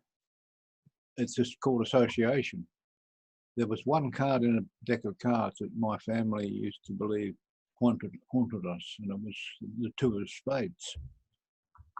And you know, whenever we were shuffling the deck and dropped a card or something, it would inevitably be the two of spades. Or you get a good hand and need one more card, and then they'll give you the two of spades. So that wasn't happening. It was only in our minds. It was association. We'd see other cards just as many times as we saw the two of spades. And Yeah. Doug's not here, but he was telling me in one of the other sessions that he had an epiphany moment in a supermarket, in a hardware store, and he saw the number 2 on a display stand where they put the letterbox numbers or something. And he said for some reason it stood out like nothing had ever stood out before. And it was weird. That was very strange. There's something in a value of 2 with something to do with multiplication, because it's double 1 and 1 is a single entity. So it's amazing things happen. Life is designed around multiplication. We know that cells divide in the root. And Can I tell a short joke? It Yep. relates to this. So there was a man and met a wise guru. So he asked the guru, so what's the highest number of all numbers? The guru thought for a long time and he said, 1. People said, well, what about 2? He said, oh, I forgot about 2. So that's the story. But yeah, it's a doubling. Depends how you see it, right? I laugh, but I swear I don't get it. Well, from one point of view, you can say 1 is the largest number because it symbolizes everything as a unity. But then, what about 2? Suddenly you think about the multiplication, that's the movement outwards. And in a sense, 2 is larger than 1. So it's suddenly you have 2 points of view on where you begin, sort of. I don't know, I just like that joke. The story I heard somewhere. I only when you have your if you think in terms of what you know now. In other words, anything you answer seems to be limited by your own understanding and your own knowledge. And if someone is able to alter that understanding, then you have a new understanding. That to me was kind of the point of the joke, but I could be taking it wrong. Well, that's a great way to look at it, yeah. It's like your understanding is increased because you include the understanding that's transmitted. Well, here's another one. I've got a whiteboard. Sorry, Sam has a good one, I think.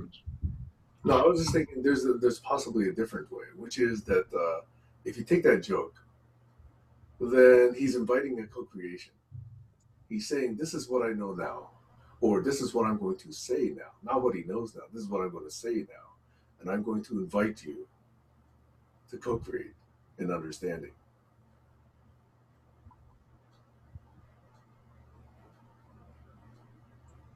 So it's like, when teachers come up with an elementary child, and they ask, why is the sky blue, right? If a teacher looking at a 5-year-old is not going to go into a discussion of spectral light behavior and clouds and spherical drops and all that sort of thing, right? They're going to go to a much different understanding based on what that 5-year-old knows.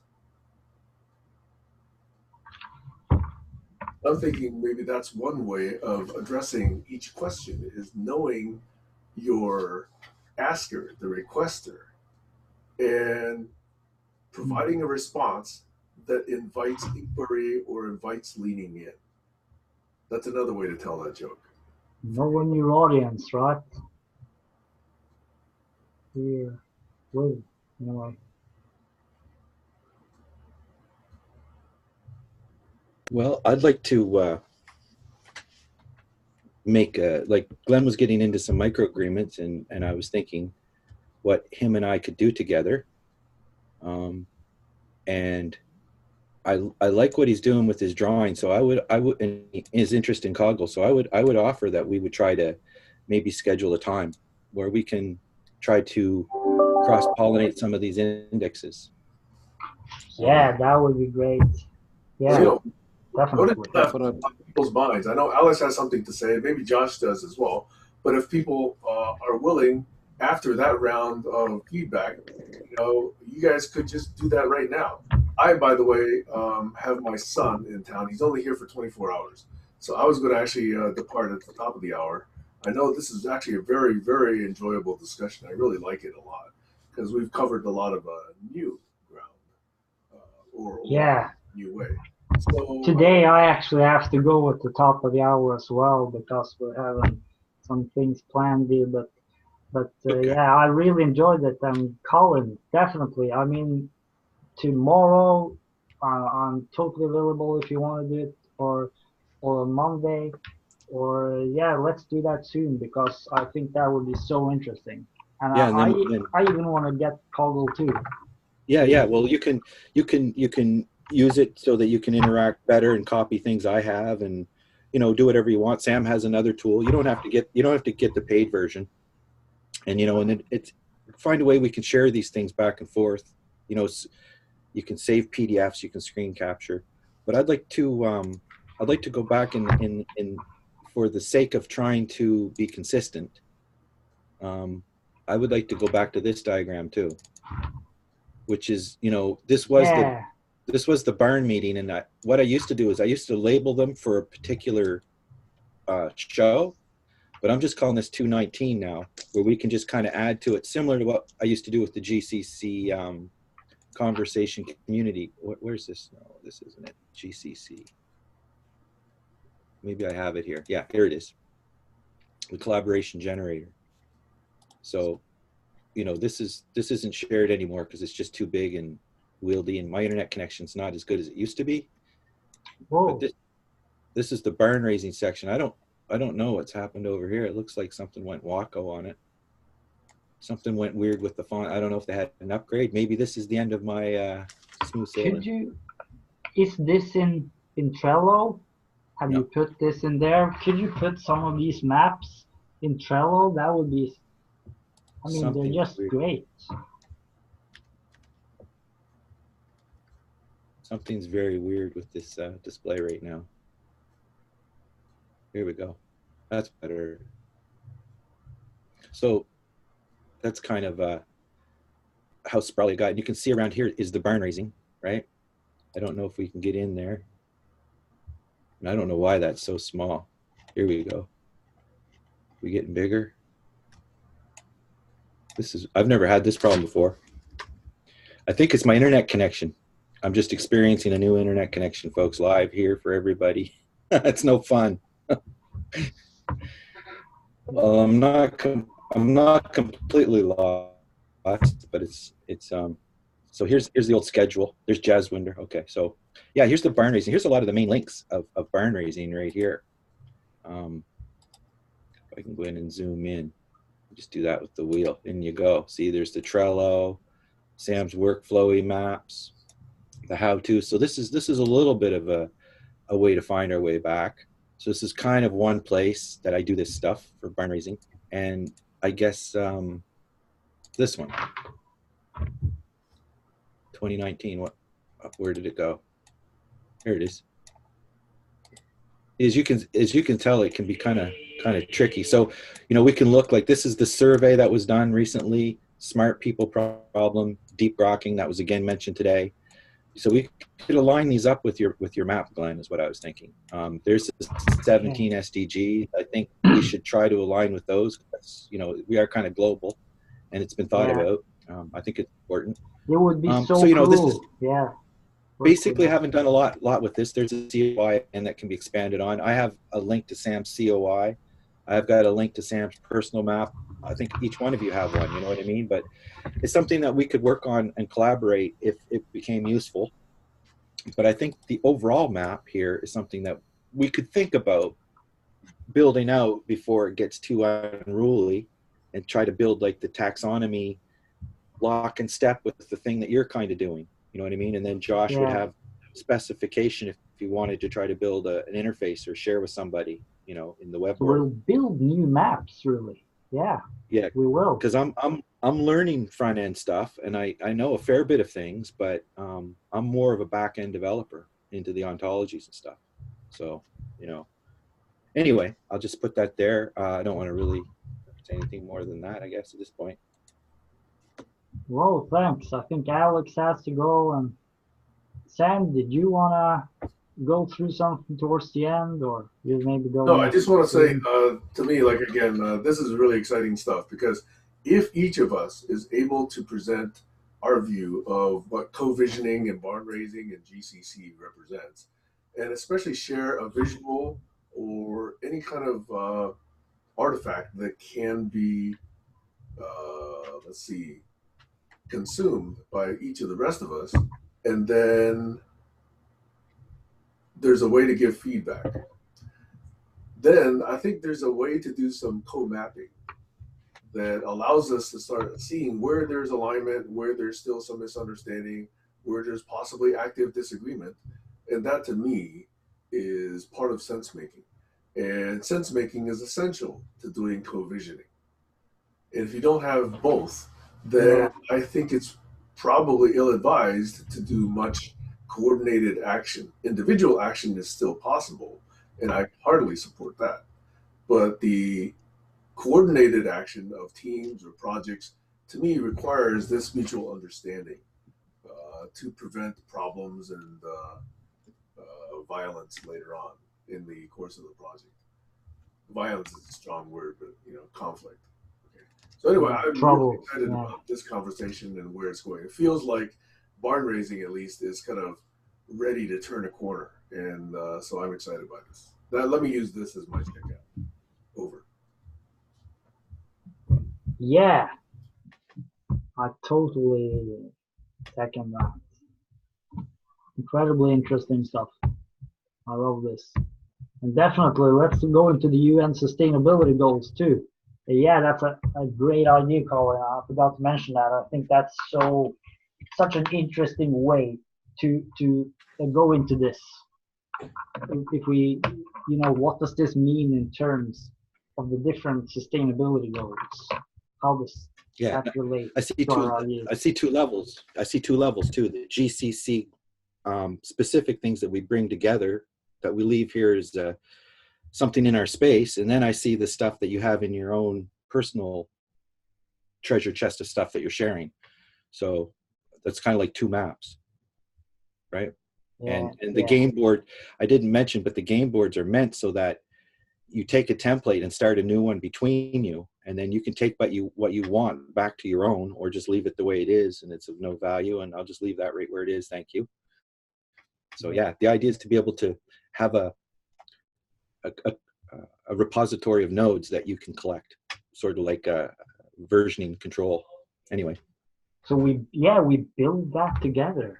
Like, yeah, I would love to hear Joshua's thoughts. You have been listening and considering there. I know it's doing something there, but yeah, I'd love to have it here if you have anything for the top of the hour. Yeah. Sorry, I had to turn the audio on. The only ask that I have is that after barn raising, we have a folder that we share up on the Facebook website to show what we did. Just, in other words, that map that you have, I tried to take a screenshot, but I didn't quite get it. So if there's a place that you can send it, I individually sent everyone the idea I had with the T in everyone's Facebook. I hope everyone got it. But my only ask is that we, at the end of barn raising, even if no barn got raised, if there's just a bunch of wood laying around, at least we know where the wood is so we can use it to raise the barn next week. So that's my closing statement is at the end of barn raising, well, here's what we tried to do. Here's the artifacts, and they're in barn raising session number 135. And just start putting a folder into a shared community file that we can all access and look at what was created that day on barn raising, and hopefully build off of that on each barn raising and have more focus and clarity of what came out of that. If there's even screenshots of your maps, Colin, that would be awesome. And we have tons and tons of resources scattered all over the internet. So maybe we can start picking out of the pile and recycle them and use them for raising these that would be barn. That would be perfect to put in the Trello board too. To put that summary there. Yeah, I kind of like the idea of the Google Drive that was created from Daniel Harris a while back, just to sort of start to keep everything in one place, because there's a whole ton of stuff there, and then Sam's got a bunch of Google Drives that are subfolders. I think you and I, Glenn, have gone through that, maybe me and Colin too, and Sam. It's got lots of stuff there. I guess, let me be very specific with my ask. If we could organize folders inside of that main folder called Barn Raising November 20 or November 30th, and start having maybe even a subject header on each barn raising, so that we can just open up that folder and try to find bits and pieces, so that we can actually have something to show other people that weren't here. Because tomorrow, everyone that wasn't here is going to be like, oh, those are great ideas. Cool. But there you mentioned the thing that we mentioned so many times. We have to create an artifact out of each meeting Shared memory. Shared memory, which is interesting, elegant, has to do with the main essential themes, and it maybe also has some questions that stimulate. If you don't mind, Glenn, dare I use the idea of the metaphor of barn raising, and hopefully when we leave the project site, we take all our tools, we put them back in the boxes and organize them for the next people to come and raise the barn. That's my ask, is that we don't just leave our stuff scattered over a field. We put the tools back into the boxes so that if other people want to use the tools we've created, they can. That's the metaphor. Yeah. So that's my ask, is that if someone that wasn't here today wants to look back at what tools or what barn doors were created, they can click on a folder in Google Drive. They have read-write access to it, and they can grab it and use it. In other words, I'd like to be able to look at your map that you had, and after this is done, if you send it to me, great, but I'd like it to be in a place that anyone can grab it as well. Is that, in other words, that's what I would want to. Yes, exactly. Yeah, so if you want... Can you send me that picture, Glenn? And if anyone else wants it, can you put it up in a place on Facebook or Google Drive that people can access it, that picture? Yeah, I'll definitely try to send it. And if you want, I could also screen share now if you wanted to take a screenshot, just so you immediately get it into your, if you want to. I tried to do that. Yeah, that didn't work. I tried to do that. It was cut off on the edges. So if you could just send it to me, that would be great. I think this is a good place for me to jump in. I'm kind of chomping at the bit. To follow up on what Josh said, what he's talking about is production. He's talking about producing stuff where people can find it. So I have a couple thoughts on that. My first thought is, yes. And what it looks like to me is that the barn is actually our own sheds in our own place. And then we have like a maker lab or a rec center where we, recreation center called the GCC, where we get together and we bring our stuff. And that group stuff that we want to share, it should have a purpose in a home. And I think Josh is right on top of that group level curation. And I think Glenn is very good at summarizing, which brings me to the other point. I think the way the agreement works now is that we kind of do a newslettery kind of a thing that goes with the video, plus all the artifacts that Sam puts together, plus any screen captures of maps that I have.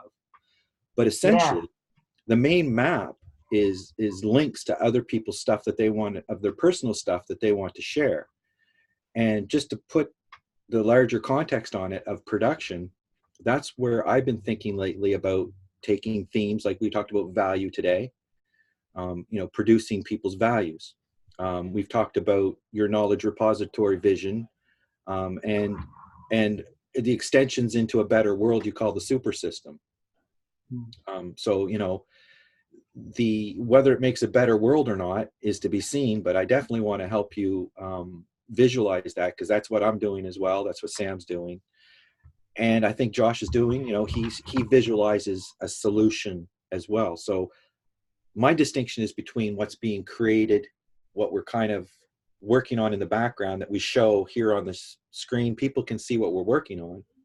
And when it aligns, then it either ends up in the common GCC repository, or it becomes like an alphabet code, like Tammy's alphabet code could be on the repository, but it's something that she's actually working on all the time.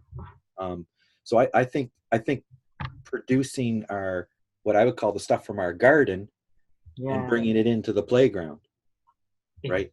Could you say that it's like we take the finest flowers we have in each of our gardens, and then we bring that and we plant those flowers in the common garden? So Josh is mentioning about having responsibility of keeping things clean, which is exactly right. Managing your knowledge repository. So your garden can be as clean as you want it to be. And if you bring it to the playground or the rec center, it's even more important to have this stuff curated properly. And that's where Josh is saying, this stuff is worth sharing, worth finding again. Let's put it in a special group memory place. And so, so we each have our individual. And that's something everyone here totally agrees with.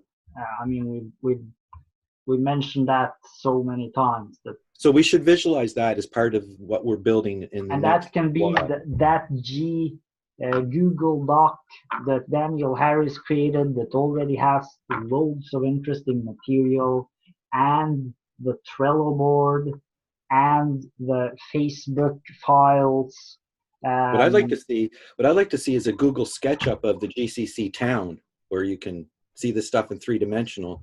I've thought about that a long time ago, and that's kind of where Alex's puzzle pieces kind of fit in. And I'm thinking about, walls could be projected on. But Josh has something. But definitely a 3D town made in SketchUp. Definitely. Yeah, Josh, you have to unmute.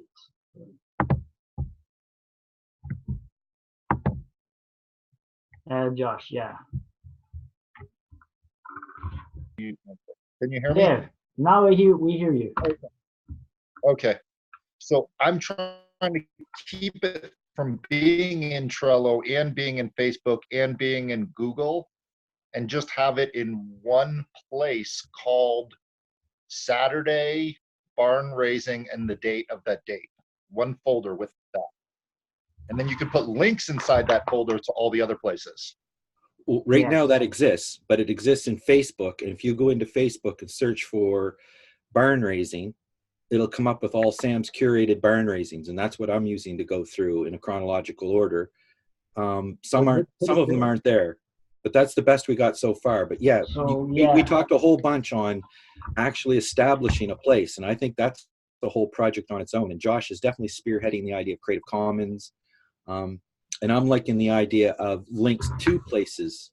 So, the Creative Commons would link to the GitHub repository, which would link to the knowledge trail kind of thing. So we would need to simply agree about one place.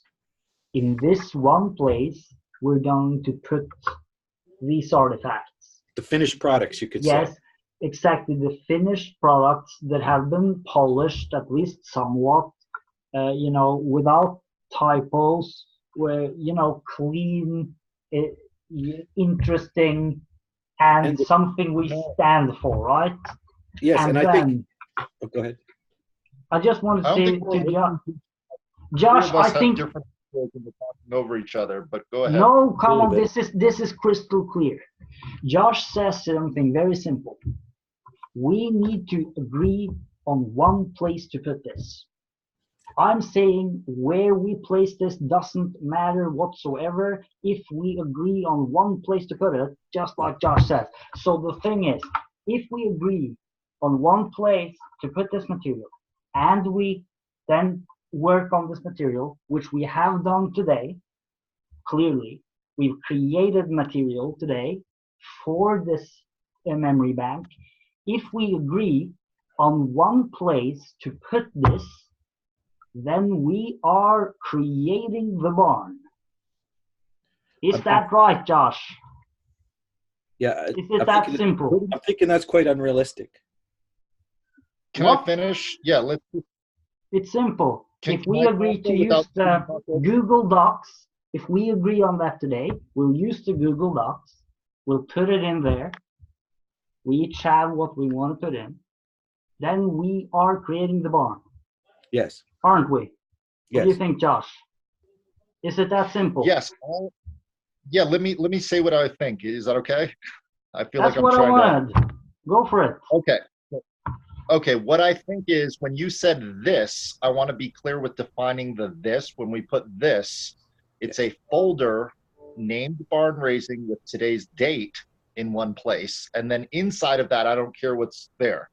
But Yeah. as long as there's one folder with today's date and it says barn raising, please, Sam, go right ahead. Okay, so other than it being a folder, there is a document created today in Google Docs in that shared folder that has the date, and it's also labeled barn raising. So that exists, and it goes back probably 2 years. So And there is a place. that's your garden. That's your garden. That's what I'm saying. And So you're there sharing is a it. place to put this. So I invite Glenn to put your diagram there or links to your diagram.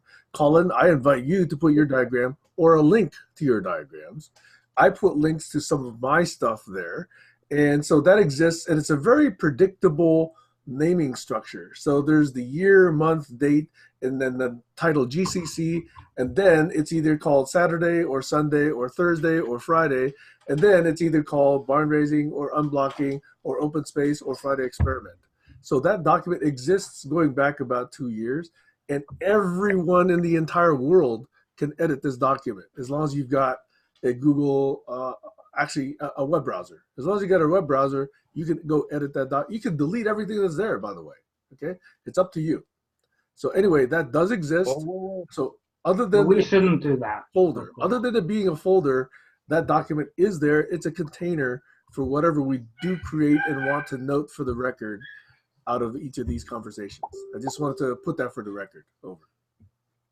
Yeah, I'd like to jump in and say, and that to me is in, like, if you're walking down the town called GCC, that would be like the archives or the library, where it is a record based on what we consider the record now, which is this video plus all of the spin-offs from it. And Okay. I'm looking at, and that's fine, that's defined, that's this video and everything that spins off from it. That happens one day. It's called barn raising, and Sam has curated that at the archives, and we can go in there and help that curation process a lot. I'm saying that I'm in a building down the road called video production or something else, and I'm looking at building something else, and I think that I could put a link to where, you know, Sam could have a link to what I'm building when it's done. I can publish it through Google Docs, but I don't think I would.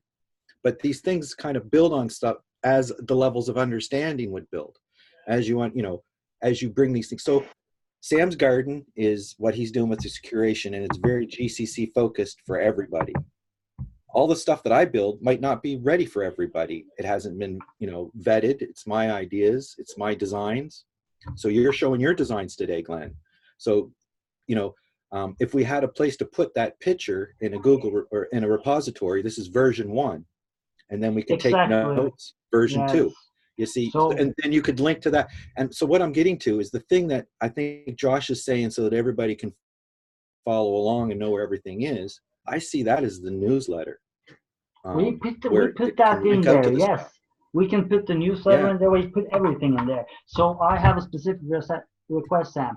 Could you then simply put the link to that place in the document under the barn racing in Facebook? You know, where you find the link to the barn racing, because that's the document we always go in. So if that's the barn racing document, if there's a link to it there, then we can just instantly go into it. Is that I try to possible? make it very easy, because every video that's posted to Facebook has a comment and that is a link to exactly that Google Doc for that session. So Okay. if you go back 2 years and look at every barn raising session that's been posted to Facebook, you'll note that as a comment, there is a Google Doc link. And if you click on that Google Doc link, you get to the transcripts, the attendees, the automated transcript, as well as the session notes that we've taken and any key ideas that anybody cares to put in there. So there is not a single barn raising document that applies to all sessions unless you go to something called the videos index. If you go to the videos index, that links every link to every YouTube video associated with GCC ever that I've ever come across. And so it's got links to every single one of them. And the sad part is, Sam and I have both mapped this out many, many times, and Glenn, a full-time participant, is unaware of it. Like, come on, folks. Well, I know about that, because you can then have a link to the full videos list in the Google Docs as one of the top links. It So is. in that way, Google Doc for every session has a link to the actual video.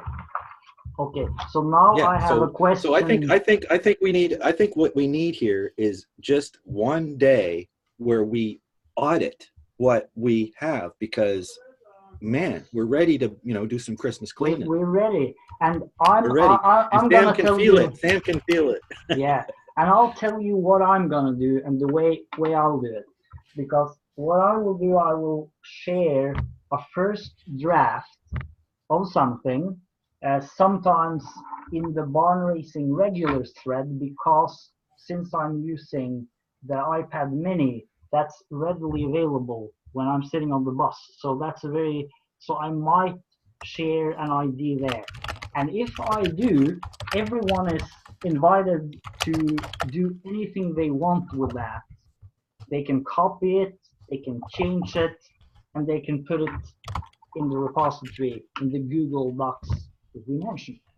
So my question now is to understand if I heard Josh's request correctly. If we now begin to use this Google Doc that already exists, if we actually begin to use it, are we now doing exactly what you're asking for, Josh? Has then your ask been granted? Sam already did everything I ever asked. It's all there. All I'm asking is that if there are things that still need to be worked on, they're inside of a folder inside of Sam's folder saying in process, still need to be worked on. I'm asking that if something's not finished and we want to use that in another barn raising session, I can go there, grab it, and use it to finish it. So let's not just post the things that are finished. Let's post our resources and tools that are unfinished. So yes, everything is perfect as long as we all have access to the folders that Sam has been so diligently curating over these years, and start to grab other things and put them into the next barn raising folder, and thus we will have a collective memory. So I totally understand you. I think about it, we all get it. It's clear we're just not all using it. Just like Trello. We're not all using it. If we have things and want to build on it, let's use it. In other words, let's just try not to forget to put our tools at the end of the session. So we're at the end. Thank you guys. This is awesome. I enjoyed it. And I like the map. Yeah. I do think Trello is a good place to put those things that are in progress, or the backlog, or the roadmap, whatever you want to call it. To me, that is a good place. We've not been very systematic about it, me included. So I think, this is a reminder for each of us that Trello can be a good resource for that. And I'll redouble my efforts to use it that way. But as for notes. So sorry, what, Josh? My ask is that when you're in Trello, if it refers back to one of those Google Docs, just put that link in Trello. Just in other words, I know that even if I don't go to Trello, I can always go to the folder and search myself. That's right. Or I can go to Trello and Sam curated it in a card. So that's I'm done. Okay. Links in both directions. Good suggestion. I'll work on that. Yeah. Thank You you. can have links in both directions, from the Trello to the Google Doc, from the Google Doc to the Trello. And by the way, since they're all world writable, anyone can work on that right now. Yeah. So I suggest that if that's what we're going to do, then I suggest that Glenn and I, for what I can offer to Glenn for today's share, was that, you know, we try to coexist the two things that we have and work more in the light of what we just discussed. Yes. So, you know, if we're on to the second level, it's Trello. And then I'm thinking that eventually these things are produced. And the idea is to work in the flow. New people coming in are going to have stuff. We have to have very flexible ways to allow people to have their own way of working. But we also have to have a very clear way of collecting group memory as well as our personal memories. Right? Exactly. So I think that Trello is the next step for that group memory, and also a place to put the stuff that you're working on privately in a new column if you want to share that there. But, you know, I use a whole handful of tools, and I'm not going to make GCC start using all the tools I use. But like Josh is saying, we should try to take the stuff, and that's what my map is trying to indicate. The Barn Raising 2019 is those main nodes, which is very, very, very similar to what you're drawing, Glenn. Exactly. So we should make a coggle. Why don't we make a coggle date on Trello? And let's do it. We'll call it map alignment or something. Map alignment column. And we can take a special session, and I want to do it soon. Because now in the next December, I mean, it's going to be it's not next weekend, but after that, should be plenty of occasion to really go into this. Well, I think the beauty of using Trello is that you can add your thoughts, I can add my thoughts, and if we really do need to have face-to-face for larger ideas for alignment. But once we get closer and closer, I think we're at that point now where we might be able to just use a Trello column and give comments back and forth because we know each other well enough. And plan on landing this stuff where people can find it, because I think the whole thing is, as much as having things in one place, the whole goal is that people can navigate to where the stuff they want to find is. Exactly. And that's why you want to build a 3D map, because, you know, if you put everything in the same place, it gets harder to navigate, although everything should be that's valuable in the same place, virtually. And then we can show this to other people who double don't links, know whatever. You know what this is about. We can show it to them. It's showing interest. And my superstructure idea is being able to do this working in the flow. And this is an idea that I share with Joachim as well from the Digilife. He's very much about building tools that way. So that in the conversations, you already know where you're going, because you're not just flying new things all the time. It should align up with what's in Trello, what's in my garden, and what I plan on bringing to the rec center. Right? Exactly. So we create more content. So basically, you get to know what my car looks like, and, you know, when I haul the stuff out of my trunk, you know, if I need help or not. But we don't all have to buy the same car, but we're all going to the same end place, and that's what Josh is talking about. That's important. Yeah. And if we can at least have one place that we have it all stored, well, it all is hard to define.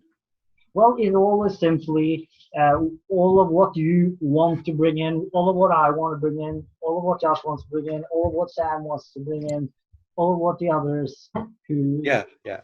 You know, it's very much a Minecraft kind of thing, and I've never really even played Minecraft, but that idea of being able to navigate to where the different things are. So, you know, the one place where all the stuff is called Earth, which is right back to what you started. That's the inner circle. So that's back to that's the one place. It all is here. So in a sense, the one map already exists, but we need a GCC map or simply a place we all use. Well, Sam we- put in capital letters here, 1 day to audit what we have. So I think that's that would be a good goal, and to line up with what Josh is. Look, Josh has in that folder I sent a link to a folder called Taxonomy for the GCC from December 19th, 2018. Yes, that's right. So it's not there's like so we have much to try and- material. Yeah. And there's so much interesting stuff that we've kind of started on, and then we go into other things, but we kind of return to the same things later. Yeah. Recycling. Yes, So yeah, we're not taking our gardening seriously, basically. we could take it Recycle, seriously. reuse. I think we made some progress today, definitely. And there's a part of the barn has been built. It's maybe not yet a finished castle, obviously, but even if it's not, it's more than just planks spread around chaotically. It's already a few neat sculptures and frames and models, and it's not yet. Yeah, we're underway somehow. I just want to say, Colin, I really appreciate your energy today, and right back at you, Colin. Like, the enthusiasm and the energy is more important than anything. And let's see if we can continue that from Saturday to Saturday, because some days we won't have energy and some days we will. So thank you guys for great energy this morning, and you lifted my day, and the sun just came out, and I'm going to go shovel snow and check on water pipes. Thank you, Josh. Always so good to have you with us. Yeah, and may peace be with you in the guys for great mountains. energy. it's been fantastic today. So I'm logging Thanks for off sharing. now, and Me let's too. have that. Thank you, Alex. Let's Thanks, have Sam. that session soon, Colin. Have fun visiting with family, Sam. Talk to you later. You too, Glenn. We'll catch up on Trello. Happy Ping holidays, me. everyone. Bye bye. Yeah, see ya. If you don't get a reply, don't feel Happy shy to send me a holidays. message. Yeah, happy holidays, Josh. Don't feel shy to send me a message. Yeah, we'll figure out a day soon. And we'll Yeah, take well, I that think- session. That'll be. What Josh says is right. It's a matter of focusing on what the other person has and get to know the person better. And I think it's production, alignment, production, getting ready. Very much like the journey map. So Yeah. it's just doing it. If you're serious, do it. Right. Yeah. Let's go into it. Anyway, logging off for today. So thanks. See you Take care, later. Colin.